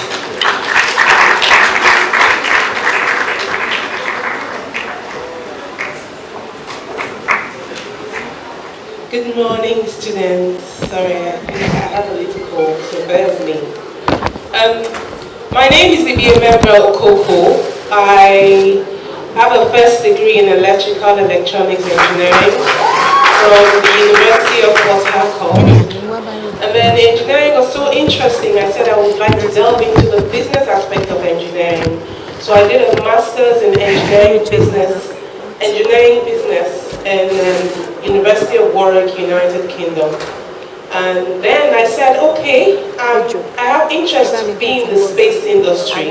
And I work for the Nigerian Communications Satellite. So I went to do another master's in space business. So it's all about understanding how the business of space works. So I'm happy to be here, and I would like to just encourage you all. I don't know how I will, but I'm just happy to encourage you all in any way I can. Thank you.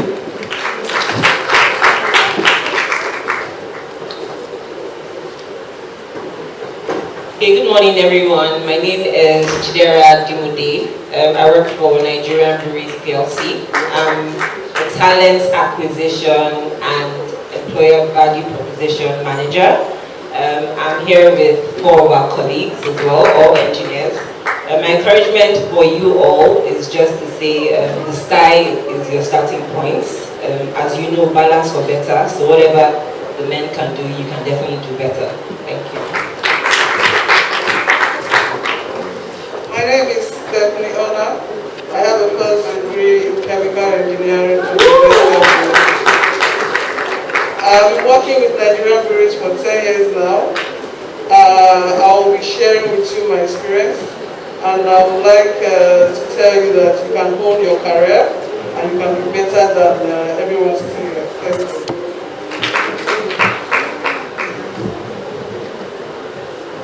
Good morning, everyone.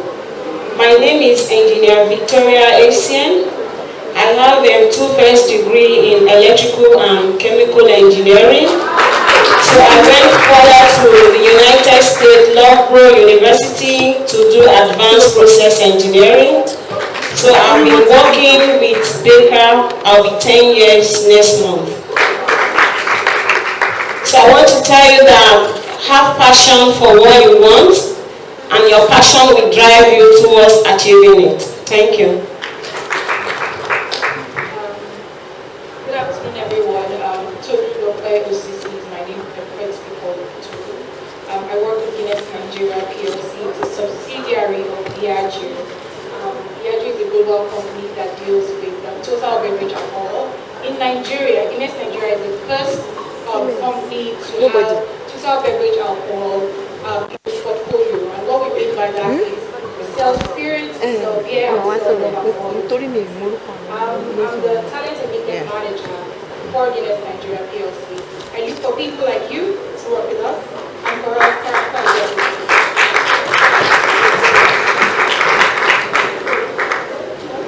Thank you very much. I remember one of the emails that Tolu sent to us, and she kept following up on that email, even when we were the one that, so we appreciate that consistency to ensure that we have lots of female engineers in your industry. Thank you very much. So what we'll do now is, we're going to have each of the speakers talk about their expectation. If you want to be engaged with Guinness, if you want to be an employee at Nibri, if you want to work with Baker Hughes, what are the expectations? And a little bit of their journey from where they started to where they are in career-wise. So I don't want to start with you, or if you want to go first, but I want the volunteer to go first and eat this off. 5 minutes, 7 minutes, or less. Nigerian Bureau, thank you. Scheme. Another one is NYSC route. We also have internships for penultimate year students. We also have something called ITF NECA. It's more of it's like a non-management role for technical people. So in case you know anybody out there who maybe went to a technical school, you can also let them know about the program. You can find out more about all the things I've mentioned on our LinkedIn. We'd like you to follow us on LinkedIn, Instagram, and other pages where we advertise majority of our roles. We also started doing something this year called Afrotech Girls. So we partner with an organization called Afrotech Girls, and this organization basically reaches out to females in STEM, so females who study science, technological subjects, engineering, and mathematics. So please, go on Google and look out for them. And this year, we're partnering with them to reach out to 100 females who can, number one, come to our brewery locations for a tour. And I think there will be an assessment where they end up picking 10 females who will be given the opportunity to do a one-year internship with Nigerian breweries. So please look out for them, register, and apply so that you can be part of it. Another thing we are doing is called Employability Webinar. It's a free webinar where we invite young graduates and job seekers, and we invite speakers to teach them how to prepare themselves for the world of work. So one thing I've noticed when I'm recruiting or involved in recruitment processes, some of us don't have the etiquette to stand out in those interviews. So interviews are not just places where you go and you answer a few questions and you get the job. We actually need to be prepared, from the application process to the online tests to the actual interviews where you're researching about the company, and you're finding out, okay, what are the etiquettes, what are those little things I need to do to stand out in the interview process. So we'll be having one on October 8th. Again, please find out more about that on our LinkedIn page. I've also shared with Engineer Uchechi, has helped me share the link for the employability webinar on the APWEN WhatsApp group. And we also shared a survey where you can put in your details in case you're interested in future opportunities with Nigerian breweries. We'll definitely contact you. So I'll just hand over now to Stephanie Ona, who will take us through her journey so far as a female engineer in Nigerian breweries. Thank you. Thank you, Julie.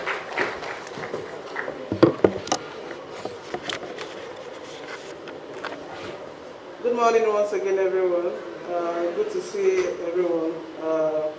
I'll be running you through how I got into Nigerian breweries and how the journey has been for me. Like I mentioned earlier, I joined Nigerian breweries sometime in 2011 without knowing anyone. Applied online, just like you said, and then went through the aptitude process, the interviews, and then got the good news that I was taking as one of the graduate trainees. So Nigerian Breweries has a program that tries to help you succeed. They start off with you with a one-year training program. So, and that one-year training program is fully paid, so you're paid like a full-time employee. You'll be attending the Supply Chain Academy, that's what it's called, where you'll be taught the basics of engineering, what you'll be applying on the field. So for the STEM students, when you're coming into Nigerian breweries, you are going into either the brewing department or the packaging department or the engineering department. So you'll be taught the basics for one full year, and you'll also be exposed to, just like an internship, to different locations. So you go for 2 internships in 2 different locations, where you would also practice what you have learned in the classroom. At the end of that 1 year, you'll be sent out to the location, and not just sent out alone, you'll be assigned a mentor. As you are practicing what you have learned, if you have any issues, you have a mentor to speak to for 1 year to guide you. This is to help you settle in fast and also help you deliver in your results. So Nigerian Breweries also has a clear objective. It's a very structured company, I must tell you. You come in at the first quarter of the year, your objectives, those are like your KPIs that you'll be driving for the year, is spelled out for you. And as you go on a monthly basis, you have a one-on-one coaching session with your direct line manager, who tells you if you are in the right course, if you are doing the right thing. We also have what we call the leadership expectations that drives the behavior. Every company has a certain type of behavior that we should see. For us, one basic thing is that you must be able to network, learn very fast from your people, learn very fast, learn to collaborate, to support, and also be patient to pick with people and listen to people. Certainly you were picked because there's something that Nigerian Breweries have seen in you as a talent, and so they want you to share that and also learn from other people. The second one is called what we call shape. Shape is all about being proactive, be bold, dare to change status quo. It is allowed. You can change things, and we love that behavior in people. Then you must learn, you must also develop. We have a lot of trainings that are programmed to help you develop on the job. Then it's a high results-driven company, so you must learn to. We also teach you how to deliver results. I started as a shift manager in Brain. As a shift manager, I was involved in carrying out lots of projects. You will enjoy the place because it is somewhere where you use tools. There's nothing that motivates anyone than seeing yourself involved in troubleshooting and delivering results. Nothing motivates than seeing your handwork results in good results. And good results are also appreciated, but one of Nigerian Breweries' core values is also enjoyment. So every good result is celebrated. I did that job for about 2.5 years before I got my next promotion to become the process technologist. As a process technologist, you are now moving towards quality. So you have done the main shop floor job, organizing production, making sure the volume is out there for the customers at the right quality. As a process technologist, you are now going to be looking top view in the process based on what you have learned. What are the things in your plants that you want to improve on? So they give you the free hand, you talk to your boss, you get all the support you need, and you drive for that improvement. After about another 2 years on that job, I was also promoted as a technological controller. And as a technological controller, I'm a member of the leadership team, influencing strategic decisions for the business and making sure that whatever we produce is safe for consumers to consume. So please, Nigerian Breweries is a great company. We look out for great people. And like my director spoke about yesterday, presently we have about 30% females in our leadership position. We are looking to expand that, to go further and employ more females and have more females in our leadership position. And we can't do that if we don't have females in that pipeline. So it is when you join us, we groom you, and we see women sitting at decision tables to make things better for all of us. So thank you.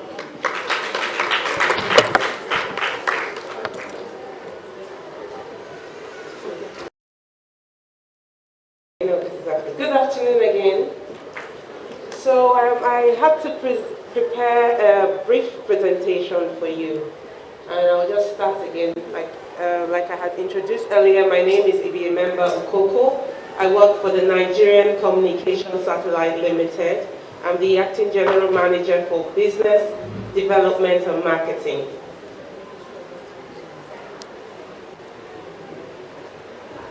Okay, so the presentation just speaks to the Nigerian space industry, something about satellites, types of satellites, space system, launch vehicle, who can work in the space industry, the NIGCOMSAT workplace, the women in space, and the end. So it's very important for you all to know that Nigeria has 2 space organizations. One is the Nigerian Communication Satellite Limited, NIGCOMSAT, and the other is National Space Research and Development Agency, NASDAQ. These 2 organizations have 2 different satellites. NIGCOMSAT has a communication satellite, and it's all about providing connectivity and communication solutions, while NASDAQ has an Earth observation satellite. They're 2 different satellites, and it's important for you to know that. Now, a little about satellites. Satellites can be natural or artificial. natural satellites, you have like the moon, artificial satellites, you have like the Nigerian communication satellite, and the Earth observation satellite you have in NASA. I'm going to try and be very brief so I don't take too much of your time. This just shows you various types of satellites. You have a communication satellite up there, you have the Earth observation satellite, you have a navigation satellite. There are various types of satellites that are utilized to offer different things. For example, there's a weather satellite, and that's how we know the weather forecast we look out on our TVs every day. So for you to launch a satellite, you need to have a satellite. That's the satellite with the 2 wings.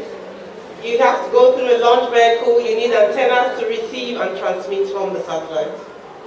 That's the launch vehicle taking the satellite to its orbit. Orbit is where you place the satellite. It's like the address where a satellite has to be. So who can work in the space industry? Typically, everybody just thinks about engineers and scientists, but there are lots of other skills and other, I would say, skills, or I would say other disciplines. Okay, thank you for that. Professions that can actually work in this industry. But particularly we have the engineers, because basically satellite technology spans about engineering, and then control, you have to have technology and engineering. But you have also scientists who have a very key role to play in this. But then behind the scenes, you have marketing, you have business development. Like me, I'm an engineer, whereas I'm doing business development. Because you have to understand the satellite solution to be able to develop a business to sell. So you have to understand the satellite from an engineering point and from a business point. But we have the administrators, we have the lawyers, we have the admins, we have the accountants, we have all sorts of skills that we put together to work in this industry. So you must not be an engineer. So NIGECOMSAT particularly has 3 arms under the managing director. The first arm is the technical, the second arm is the marketing and business development, and the third arm is the finance and administration. Like I said, finance and administration is also very key in this industry as well. So the technical, which is our key focus, we have the network operations center and we have the satellite control center. The network operations center is where we control all the networks and systems we deliver to customers.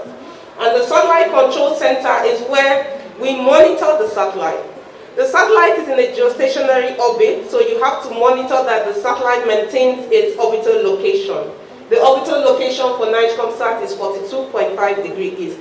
So we must make sure that it maintains that orbital location. So we have the SCC that controls that and monitors that, and simulate some of these commands to make sure that when we finally send commands to the satellite, it is accurate. So we have training and innovation. We believe that this is such a specialized environment, and so we need to internally retrain and train our engineers and everybody within the industry, within the organization. And we need to teach them innovative technologies that are happening today and that are disrupting technologies as well today. And we have to also develop.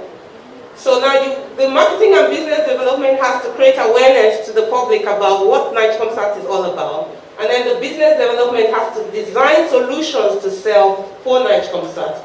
And of course we have the stakeholder engagement, which is responsible for managing all the stakeholders that NIGECOMSAT has.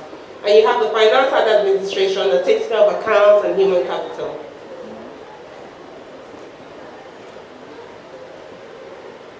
Women in space. So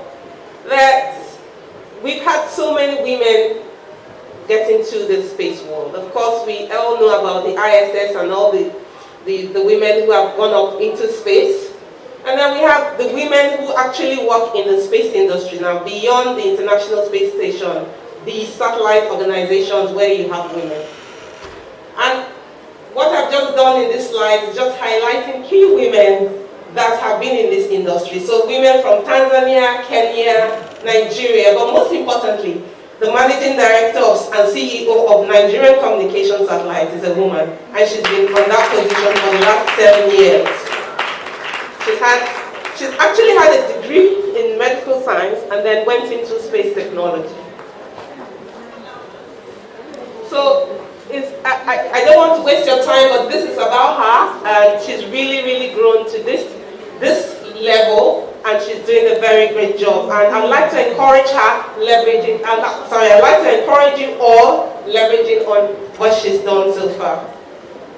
So this is me. Like I said, I'm the acting general manager of marketing and business development. I've had over 22 years of working experience, and I've worked from the oil and gas sector to the space business sector. So I've really gone round in engineering, and I'm happy to encourage you all. NIGECOMSAT employs, and NIGECOMSAT particularly looks for female engineers because we have very, very few of us in the engineering department. We really would be happy to have one of you on board very soon. We have Florence Ibrahim. Florence is here. Florence is an engineer. Florence has also had 12 years experience working with the satellite control and operations. Florence is actually in the technical department, so she can tell you so much about how we control the satellite. And so I wouldn't take too long talking about these people, but then basically NIGECOMSAT, we're happy to always talk about Nigerian communication satellite.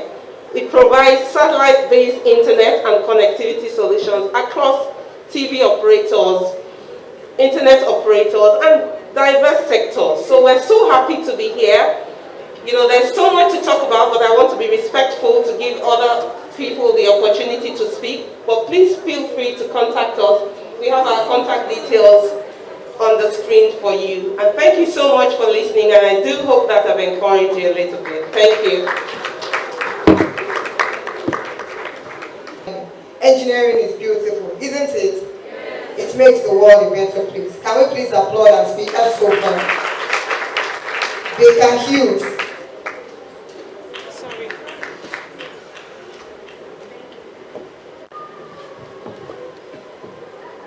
Good afternoon, everyone. Sorry, I'm here as a participant, but I'm also representing my company.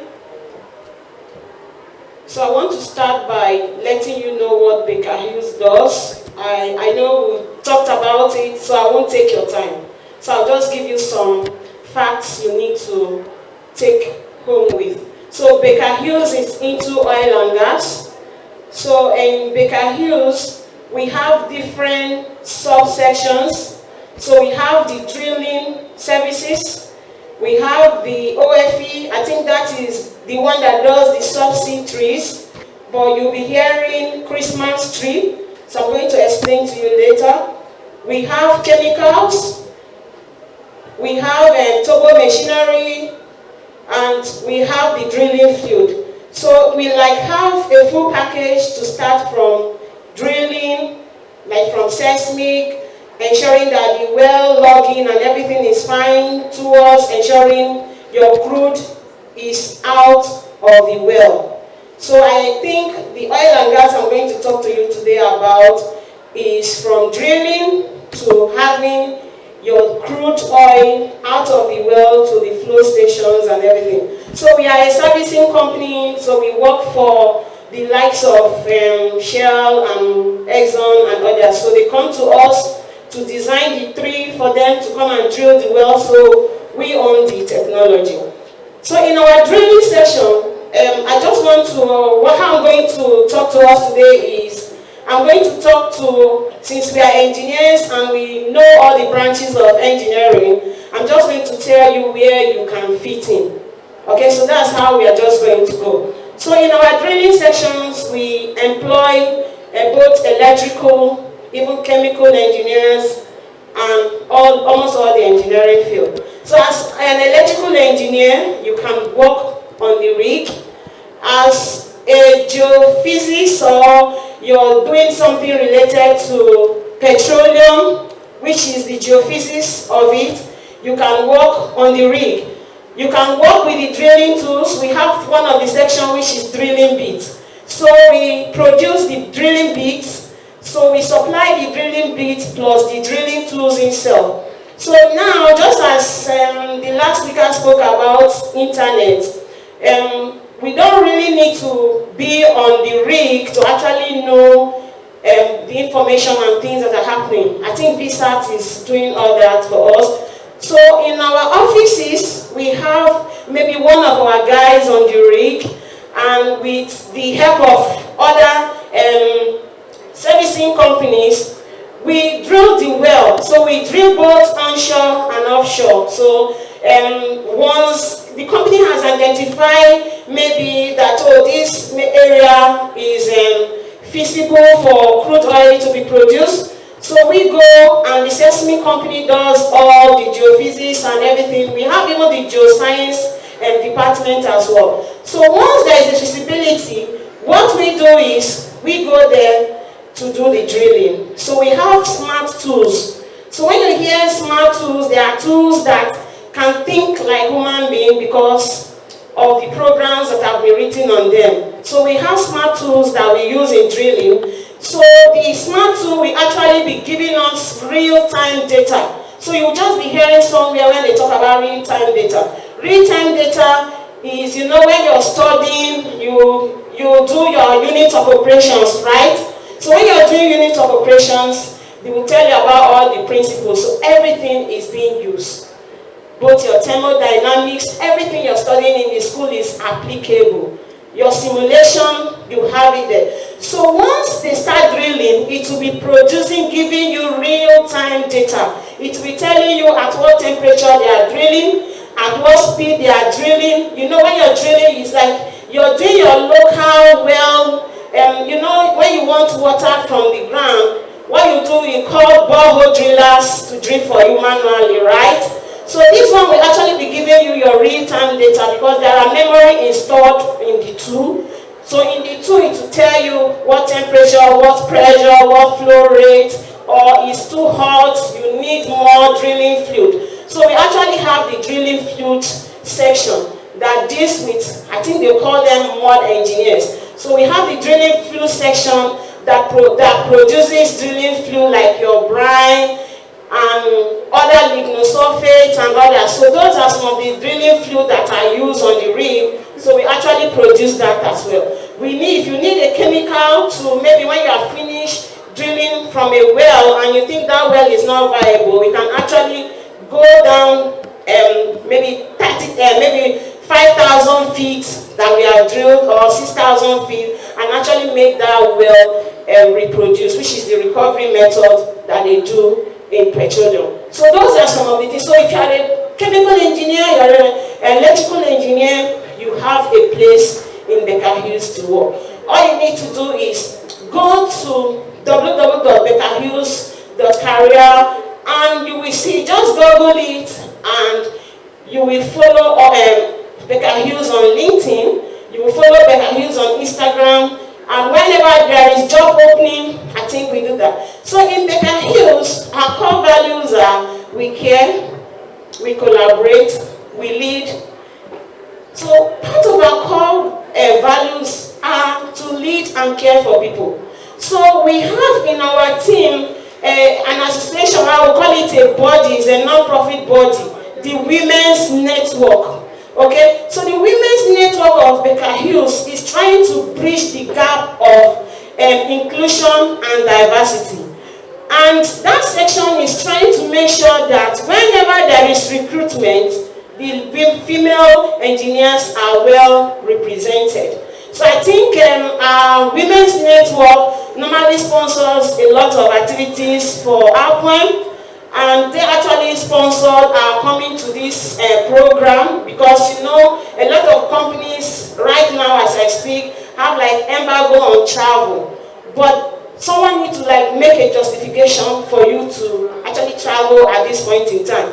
So we have a strong body of women where you have a diversity manager managing it and ensuring that wherever there is recruitment, women are heavily represented. So I want to encourage you that you do that. When you graduate from school, you need to ascertain which pathway you need to go. You know, yesterday we were deliberating on some ladies don't want to do the physical engineering, which involves maybe if you're a civil engineer, getting involved in going to the field, or you don't want to go to the rig, there are soft areas you can actually work as an engineer.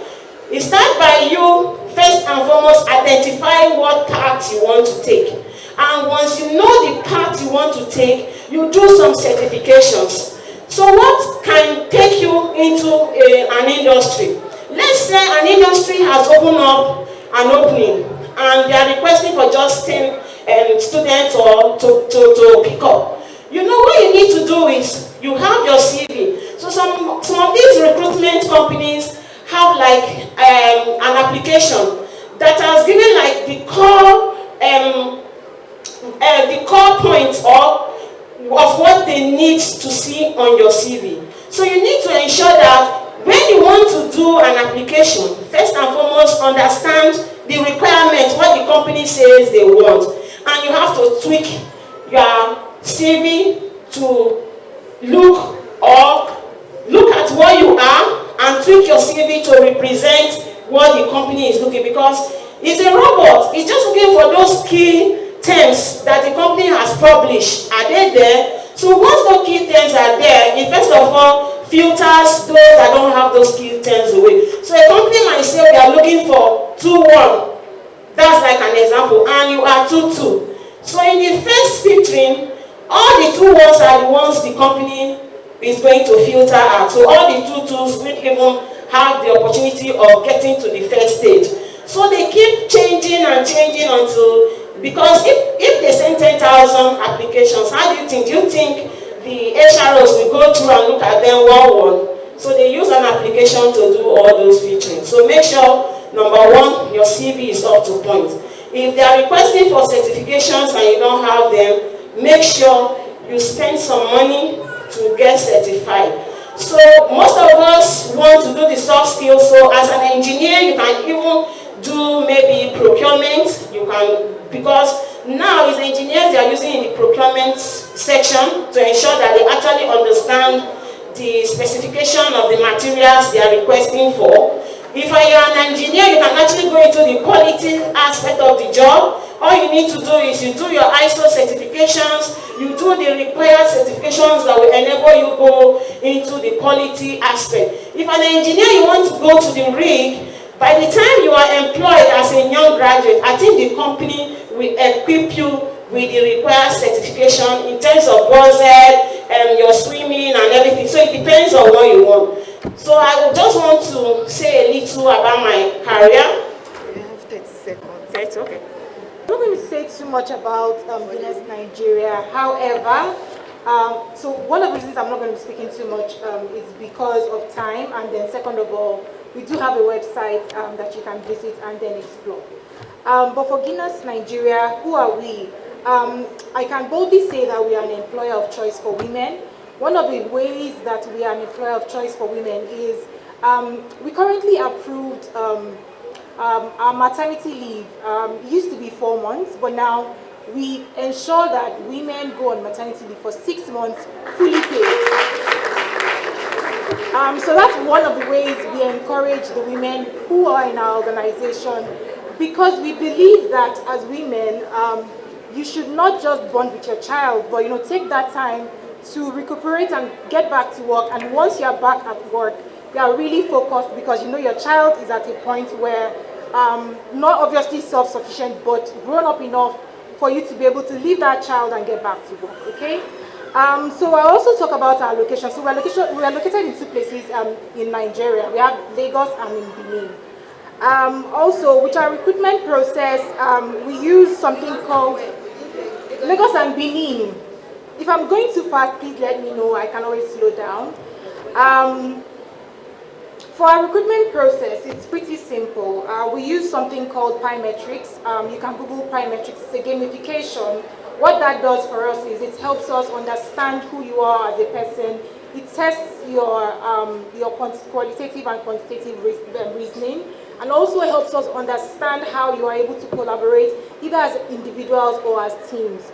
So my advice to you would be, if for example you would like to scale through a gamification like Pymetrics, which a lot of multinationals use, please go online, find out about biometrics or other types of gamifications that you probably would encounter when you apply for roles in multinationals. Also for our CSR, we have something called Water of Life project, which we try as much as possible to reach out to communities that do not have water, because we know water is life, right?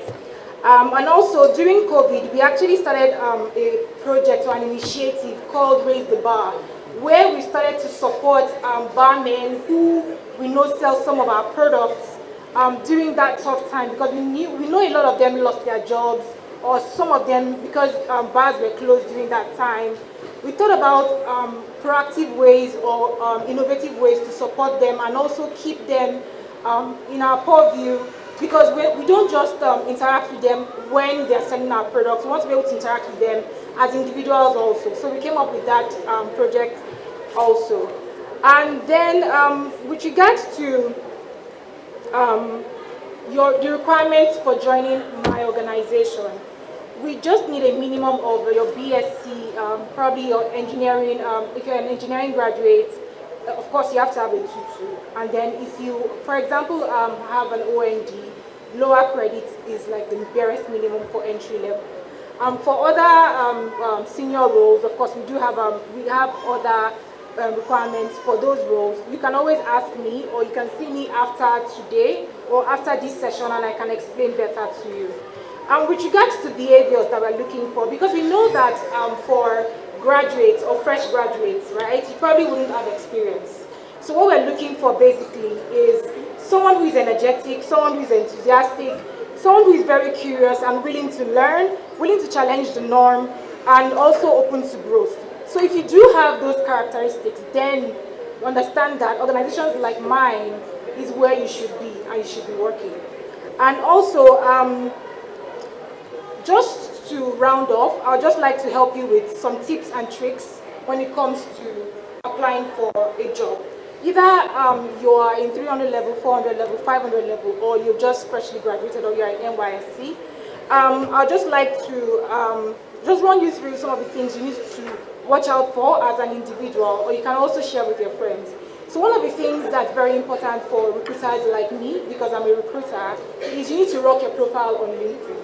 I use LinkedIn a lot. Every single day I'm on LinkedIn looking for talent. And if you know you're on LinkedIn, but you're just on LinkedIn with just your name, and probably just your university name, without full information about what you studied in the university, I probably would just skip you and move on to another person who has spent time investing on their profile on LinkedIn. Yes, I know you don't have experience. However, there's some things you studied in school. The major topics you studied in school, what did you learn from it? Put it there on your LinkedIn profile, and you would see that recruiters will reach out to you more often than not. Okay?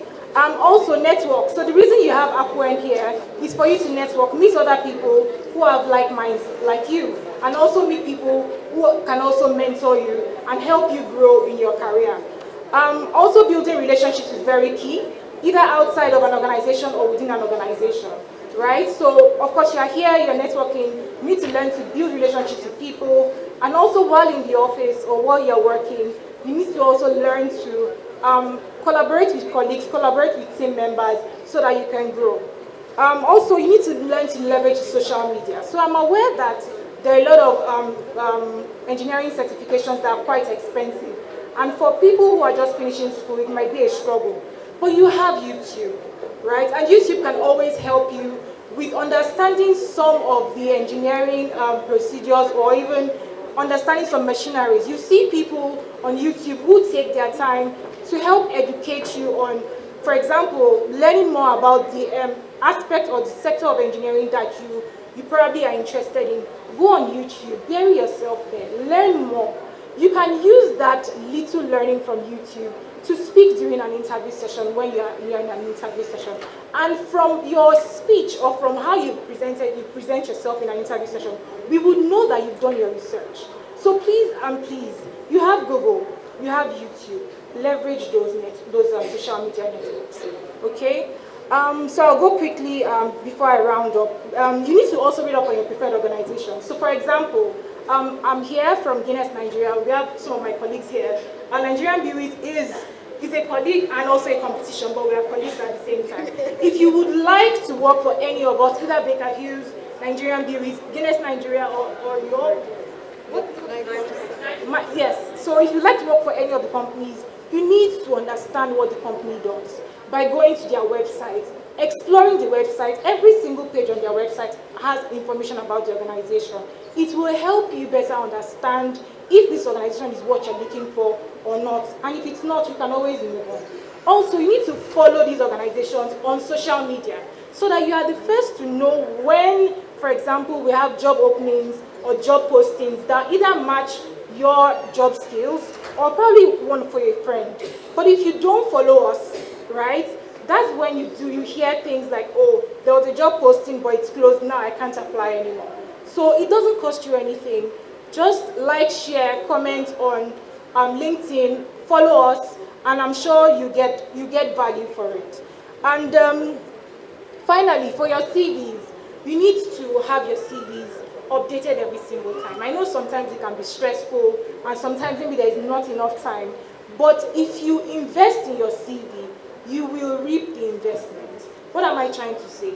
I know most of you probably don't have too much skills or experience. However, what you've learned while you were in school is still a skill. It's still an experience. Leverage that. Put down your CV.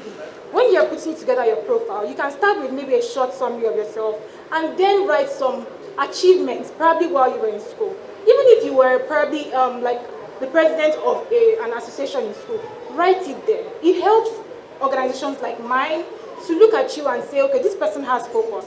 Let's give this person a chance. So please, please, and please, your CVs are like a representation of you when you're not there. Invest in it. Finally, some organizations prefer potential to talent, and I'll stop there. The reason I'm saying so is because, of course, everybody is talented, but not everybody has potential. What's the difference between potential and talent is character and enthusiasm. Ensure that every single time you decide to apply to an organization, number one, you're prepared. Number two, when you're in an interview session, you're energetic. You've already done your research. It means you're more confident. If you've not done your research, it will show, right? So please, please, and please, I know you're young, I know you're vibrant, I know you're energetic. Try as much as possible to leverage that energy you have and use it in an interview session, and I wish you all the best. Thank you. The testimonial of what she has said practically showed through or reflected through our young engineer. So I'm not going to add to what she has said. Take it, digest, learn, unlearn, and then put it into practice. I'm sure one day you'll be showcased to as a beneficiary of what she has said. Thank you very much, Tolu. So I'm going to give opportunity to us because we're really running out of time. I'm going to give, we have how many speakers? 5. So I'm going to give 5 young engineers or collegiates an opportunity to ask one question. So if your question is for Tolu, then the second person would have to ask Victoria. Are we okay with that? Are we in sync? Please, let's manage our time. And I can tell you that they are available here to give you further clarification on any question you have. Do I have your word, please? Thank you very much. So please. I want to first of all say thank you for the speech. And again, I actually want to ask something that I should ask. As a young girl and a youth in this country, Nigeria, it's very difficult, especially when you graduate and everybody's like, there's no job anywhere. So at that point whereby you say, okay, there's no job and there's no employment, nothing, you're not seeing anything online, you still have that mind to approach someone, right? And also keep pushing till something happens. Yeah, it was just like us. Remain resilient, keep pushing. Somebody someday most likely will respond to you. Just try as much as possible to see if you can reach out to people on LinkedIn, send them emails, send them a profile of yourself. Just pitch yourself, right, in their email, and nothing is not going to respond to you. Please, I want to ask the people in the breweries about the Afrotech movement.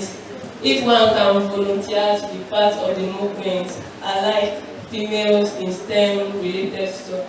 If one can volunteer to be part of them. So Afrotech is an organization, and just so you know, there are other organizations that will push the females in STEM movement. So this is just one I know, there are others. So my encouragement to you all is to look out for organizations that, like APWEN, that partner with females to boost their employability skills. And like I mentioned, for us, Afrotech is looking for 100 females that can partner with this program. So you can already do your research on Google or look for them on LinkedIn, register your interest, and I guess if you meet their criteria, they will definitely take you on board and be one of the lucky ones that does the 1-year internship in Nigerian Breweries. Thank you. It's Deborah. What are the possibilities of a civil engineering graduate? I mean, what are the possibilities of civil engineering graduate working with your companies? And secondly, what are your employability webinars? Do you have employability webinars with your company? Please elaborate for me. Civil engineering graduate work in our organization, yes, but you have to start from entry. What do you mean entry level? Like, please tell me. Entry level means you have to start from scratch. You have to groom you and grow you so that you start from graduate training kind of program. Yes. I have a question for very. Now, this question also is likely to the first one I asked, and is what are the possibility of a civil engineer working with your company and the Girls Tech? How am I fitting? Non-engineering graduates. Okay, I think you asked like a few questions. I'll try to take them one after the other. So yes, we do have a lot of opportunities for civil engineers. As our colleague mentioned, there's the graduate scheme. So we have facility managers who study civil engineering in breweries.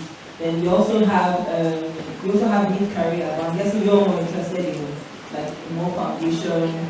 Yes. So remember I said we have breweries scattered across Nigeria. So we have breweries all around, and from time to time the civil engineers participate in projects where they're either building a new structure or building a new line. So we do have those opportunities. But because they are more project-based, you may need to, as you said, develop your skills in other areas so that when you're not running the project, you can take on other forms of work. I hope that answers the question. Okay, forms of work like what, ma'am? Thank you very much.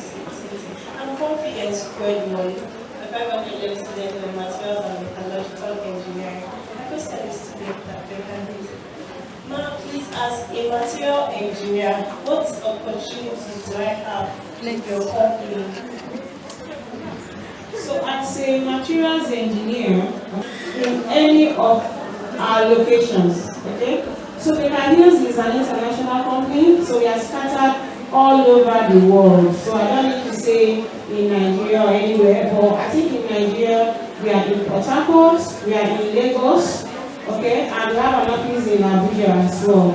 But we are all over the world. So as a young graduate, and you are studying materials engineering, so materials engineering, they work as like quality in our organization. So because for you to be a materials engineer, you should be able to carry out visual inspection very well. And when we want to do refurbishment on our trees, we need someone with the metallurgical knowledge to enable us check the strength of material, the properties, both physical and chemical properties of the material that we are going to use. Then also witness testing, and you can even work as a welding inspector, because when they are doing fabrication, so the materials engineer can do all those. So there are a lot. So materials engineer, you can fit in any of the locations. Thank you. Depending on existing protocols, my name is Cynthia Mama from Federal Division of Regional Resources, Delta State. Okay, this question I'm asking is kind of particular to me, but I believe I'm speaking the mind of many students, undergraduates here also. I'm currently 400 level, supposed to be doing for my IT, that's my internship in January, and it has been very difficult getting an internship space. Like most companies are like, because of the COVID-19, we're not taking interns, but this is not what we can tell our school. So, Better Hills or any company here, how can we apply for internship? We are starting January, until now, no internship space. Thank you. Okay. Sorry? Next year, January, yes. We have got 8 years already. My school is starting January, and I stay in Port Harcourt. Okay, so let's get this straight. January 2022. Okay, so let's. Well, I have my 80 letters already. Okay. So sorry, let me say this. I think our educational system is part of the problem, because if you study outside the country, when you are choosing to study engineering, there's either engineering with 1 year IT, and there's engineering without an IT. Depends on your choice. And the university is the one that makes sure you have where to serve. But contrarily, in Nigeria here, the students are given the stress of scouting for where to serve. So most organizations like the international companies, let me use my company as an example. So there is a certain period in the year that they send adverts out to look for internship, to look for youth service. I'm actually seeing where they are requesting for application for those going for youth service, application for people going for internship. So, but the major challenge is if you're not following those companies, which is what the HROs here said. If you're following a company maybe on LinkedIn, so when the company sends in an advert, you are like first to know. Which is what we are saying. So if the company, before a company will send out an internship, it has given them the criteria of the individual they want. So if you meet those criteria and maybe your CV is already uploaded in their system, it's like when we were looking for a job in those days, we follow like the likes of Shell, the likes of Total, and once they bring out any open opportunity, you are like first to know and you will apply. So I would like you and I would urge you to follow all these companies on LinkedIn, okay? So you have first-hand information. And some of the APWEN here as well can actually help. I want to attest for our branch in Port Harcourt. Our past chairman actually was very active. We were helping to give people space. And you need to be active in your branch. Because if you are not active in your branch, how will you know if you need help? So if you need help and maybe the employees on the page are aware, I think at the moment we've got some persons who will be going for IT, and we are started saying to ourselves, can your company help? Can your company help? So if you are active and you are there on the page, you get those information, and if there is any help, it could be rendered. Yes, thank you. For SciWest, you're looking for SciWest IT. So yes, a lot of organizations really started taking people, are still not taking people. Nigeria Breeze, I believe we started, but in phases. So we're not taking as many people as before. But because we are scattered across Nigeria, I think each location has, they'll be able to take maybe like 2 or 3 engineers. But you can imagine that the competition will be quite stiff. So if you can come downstairs to our stand. I will give you maybe an email address where you can share your CV, so that if there's an opportunity, I know they do CV testing, and then those who rank highest, those are the people they reach out to. So please, if you're interested, you can come down. But if your IT starts in September, October, it might be too late already, because like I said, they're already taking people for those batches. But if it's next year, you can still submit your CV. Okay. My name is Mariam Suleiman, a recent graduate from Federal University of Technology. I also currently work as a research assistant at Advanced Engineering Education Research. So my question, I think, is going to be probably on the personal to this one, which goes to Ms. Member at Life Concert. okay, during the course of the conference, I've met women engineers that, okay, mostly what they focus on is the business part of engineering. And so, when reading your profile, I saw that you got an MSc in engineering management. So, if a young engineer wants to go into that, is it a must for me to get an MSc?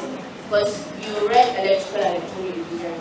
I also read electrical and electronics engineering. So how is it a must for me to have that MSc in engineering management and business if I can get that kind of opportunity in any of the companies? How does it go? And business management degree before you can qualify. Although it depends, it's company by company, it depends on how they operate. So really that puts you in a difficult position. But for NICOMSAT, it doesn't really matter. What they look out for is your passion and what you have. You know, as engineers, you build skills in engineering. However, what you have other skills, and that's what pushes you for them to qualify you and give you different opportunities. So you must not be business to qualify for business. However, some organizations require certain rules. They will not give you a position if you don't have the required educational skills for that. So it's quite a difficult question. It could be relevant in some organizations and it may not be relevant in other organizations.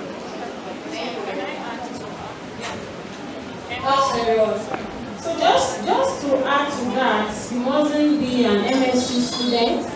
For every organization, when you are employed, for instance, as once you are employed, let's say you are employed as an electrical engineer or technician or something. So your performance on the job will actually portray your management attitude and character and skills, right? Because as you commence or you start working in a company, you are being rated on several KPIs. So you have one of it as your management acumen. So how do you relate with your peers? How do you work in teams? Do you stand out in your operations? Are you reluctant? Are you always giving excuses? So when the opportunity comes to groom people, because once they take maybe fresh graduates, there are some who they will put on leadership pipeline training. So all this comes from how you work. The how you need to take very, very important because you are being watched by everyone. So as you work in teams, you know, in organization, there is what they call gossip in the outside world. But when you start working in companies, it is called networking. Okay? So how you network in your organization, it matters a lot because as you're walking past this end, two managers are standing here and saying, how is that girl doing? The other day I saw her around this time, she's joking with her work or something. So once they make a statement about you, I think they normally call it first impression or the impression you give. So those things really matter and tell on your career. Thank you. My question goes to our speaker from NICOMSAT. I'm Hannah Ibuke from Futo, a chemical engineering student, 400 level. So I have a very huge interest. I have a huge interest in astronomy. So this question is, I want to ask, in your company, for example, are there opportunities for chemical engineering and interns? We agree because chemical engineering doesn't have any, there's no direct relationship with the kind of work we do.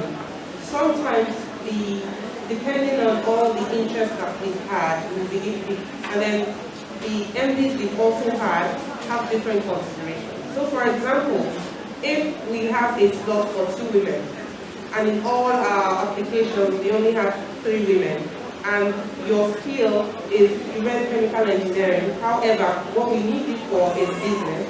After the interview, you may be considered, depending on your passion, because it's beyond, sometimes it's just beyond your educational background. It's all about what you love to do and your passion, and you can be employed. So it's just dependent on that as well.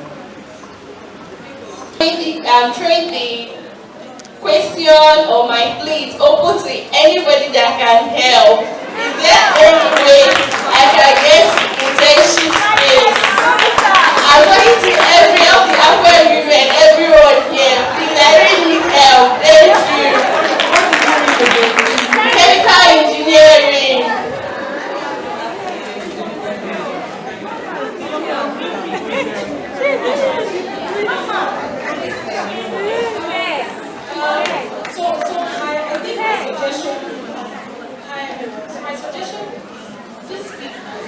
APWEN executives, right?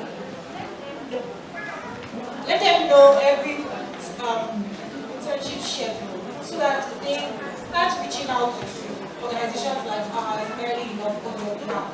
Because there will be that link between you all and us. Because right now, there are different people or different students here with different timelines for their internship programs. And we don't remember everything. Like you go through APWEN, they will be able to send us that information on time and with all the details that we need at once. Instead of getting CVs from different people. So they just direct all your requests to APWEN execs. And I'm sure they'll reach out to us. And we'll tell what we can do.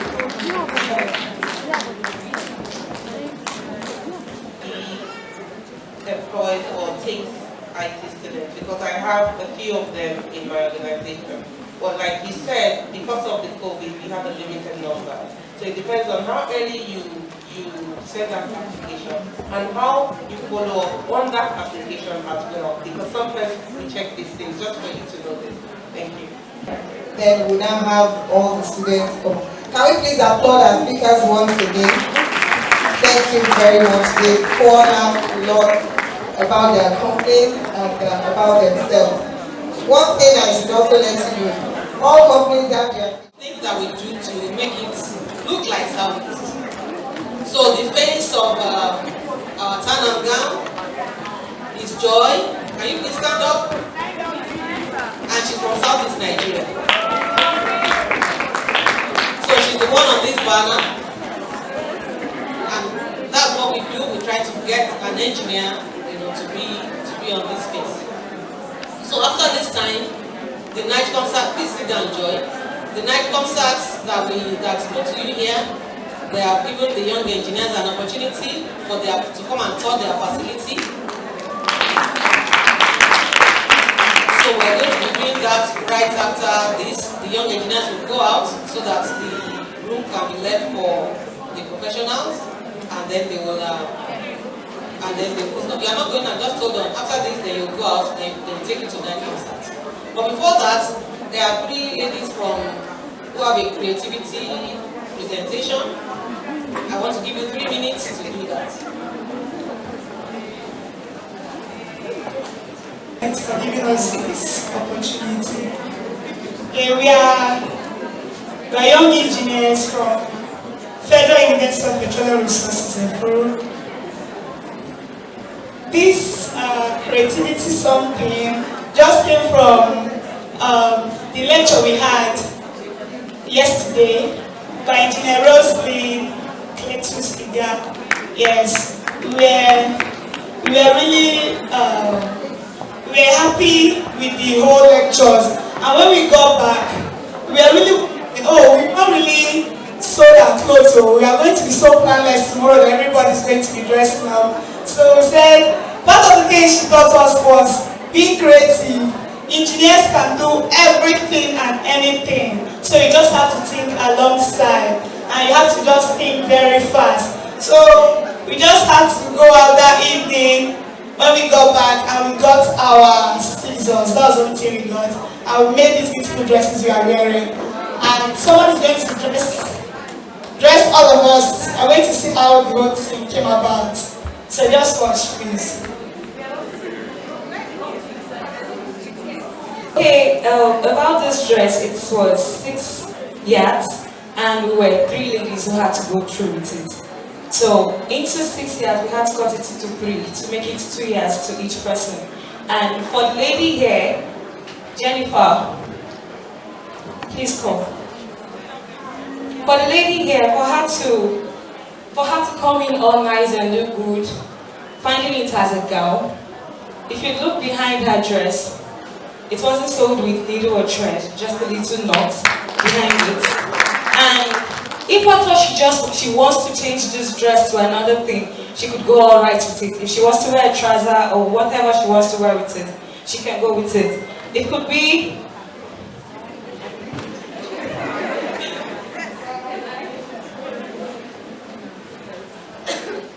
okay, what she's trying to say is creativity and innovation.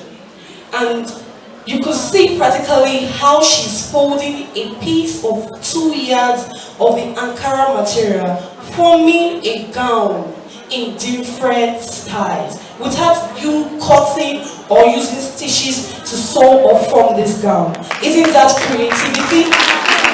No, this was from our class we had yesterday from Dr. Roslyn Ida, when she taught on intellectual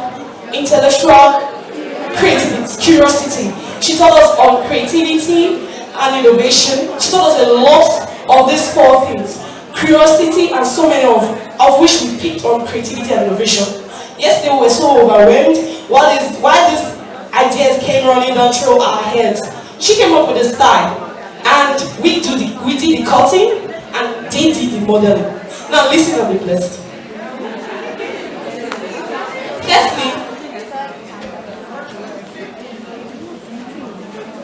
Firstly, she has clearly in this gown. This gown can go with a trouser, it can go with a short that carries a charisma. She likes her skin to be exposed. It makes her more comfortable. Remember, our tutor said that you should be comfortable with whatever you find yourself wearing. You should be comfortable with your skin. From all indications, she is comfortable with her skin. Now, let's have her. She was wondering on what would suit her personality yesterday. And we were like, should we come up with an idea that will make her feel more flexible? She liked to flex her gowns. She doesn't like a gown that is hugging. She likes a gown. And this is how we came up with the idea. This gown was cut just in the center, and it produced a cape gown. This cape gown is innovative, creativity, and is beautiful in her own style.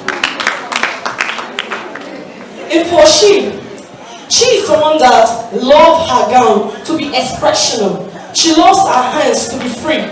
She wants her waistline, which are narrowed, to be portrayed out. She loves to see her style rolling around her waist, because that is what she has to offer.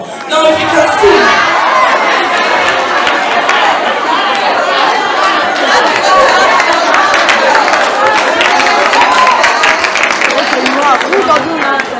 if you can see, she can offer that because she's confident and bold with what she carries. Now, if you look at her waist belt, this waist belt is expressional. It's expressing how narrow her waist is. Now, if I take off this waist belt, I can express this gap in different form. If I take off this waist belt, come here, please, Jennifer. You see how expressional it becomes, like a Yoruba Agbada. So it looks more beautiful, and I'll be handing over the mic to Jennifer to give more talking. Okay, the truth is that in all these things, just because we're so excited about how the whole conference has been going, that made us come up with this thing. The truth is that this is our first time attending a APWEN conference. I will never see a thing like this. The whole packaging, the way they pay attention to young engineers, I believe most of us are also happy the way we are. So a form is already going around just to get your feedback about this APWEN conference. Please, when they share it in the group chat, fill it, make short videos, post it there. The truth is I want to make APWEN come to the limelight, because this leadership has made APWEN something else. I don't know how to say it, but we are happy. Thank you very much. Okay, sorry, just before we leave your beautiful faces, I think she has something to say. Yesterday, the inspiration came from the pieces of these beautiful materials you see in their body. So she was like, I was picking up the pieces, I was about dumping them at the waistband, and she told me that, no, David, don't throw it away. I can make this to form my earring. My earring is a little bit rusty. Let me cover it up with these pieces. And you can see, she came up with this beautiful creation. And it's so beautiful because we see these things on TV, but we were inspired more to do this from just a teaching we got from Madam Engineer Rosie. And we want to encourage every APWEN young engineer that don't be limited. You can get a word and take it to your next level. And as you do that, God bless you. Please take it to APWEN branch. Yeah, they be supportive.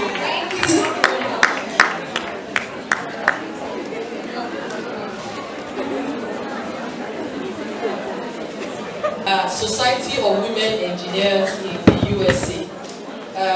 Our past presidents have graciously entered into partnership with SWE. We are like sisters, APWEN and SWE. And for many years, there is an MOU that was signed where we work together with SWE USA to enhance our career, to grow all the things that we do, technological and engineering.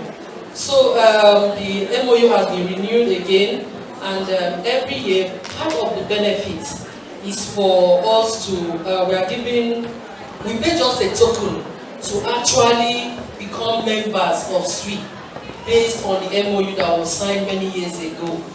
And so this is calling on all chapter chairpersons to submit the list of your chapter members. We want to send the list to SWE for membership registration or for renewal as the case may be. It's just for a token that will be communicated to the chapter chairpersons. So if you want to join the Society of Women Engineers, add it to your CV, to your career, to become a member, then all you need to do is to talk to your chapter chair. The list will be submitted and we'll send it. Society of Women Engineers, they also hold conferences like this every year in different parts of the United States. So if you are interested in becoming a member and also in attending to enhance what you do today, to add to your CV, to add to your networking, to your exposure, then let us talk after this meeting. Thank you. And give yourself a round of applause. That's not resounding enough. For those of you that are looking for internship space, they are looking for graduate training space, you better start showing the skills. The employers of young engineers are here, so please give yourself a round of applause. So please go downstairs quietly while they do the arrangements for you to go to your tour place.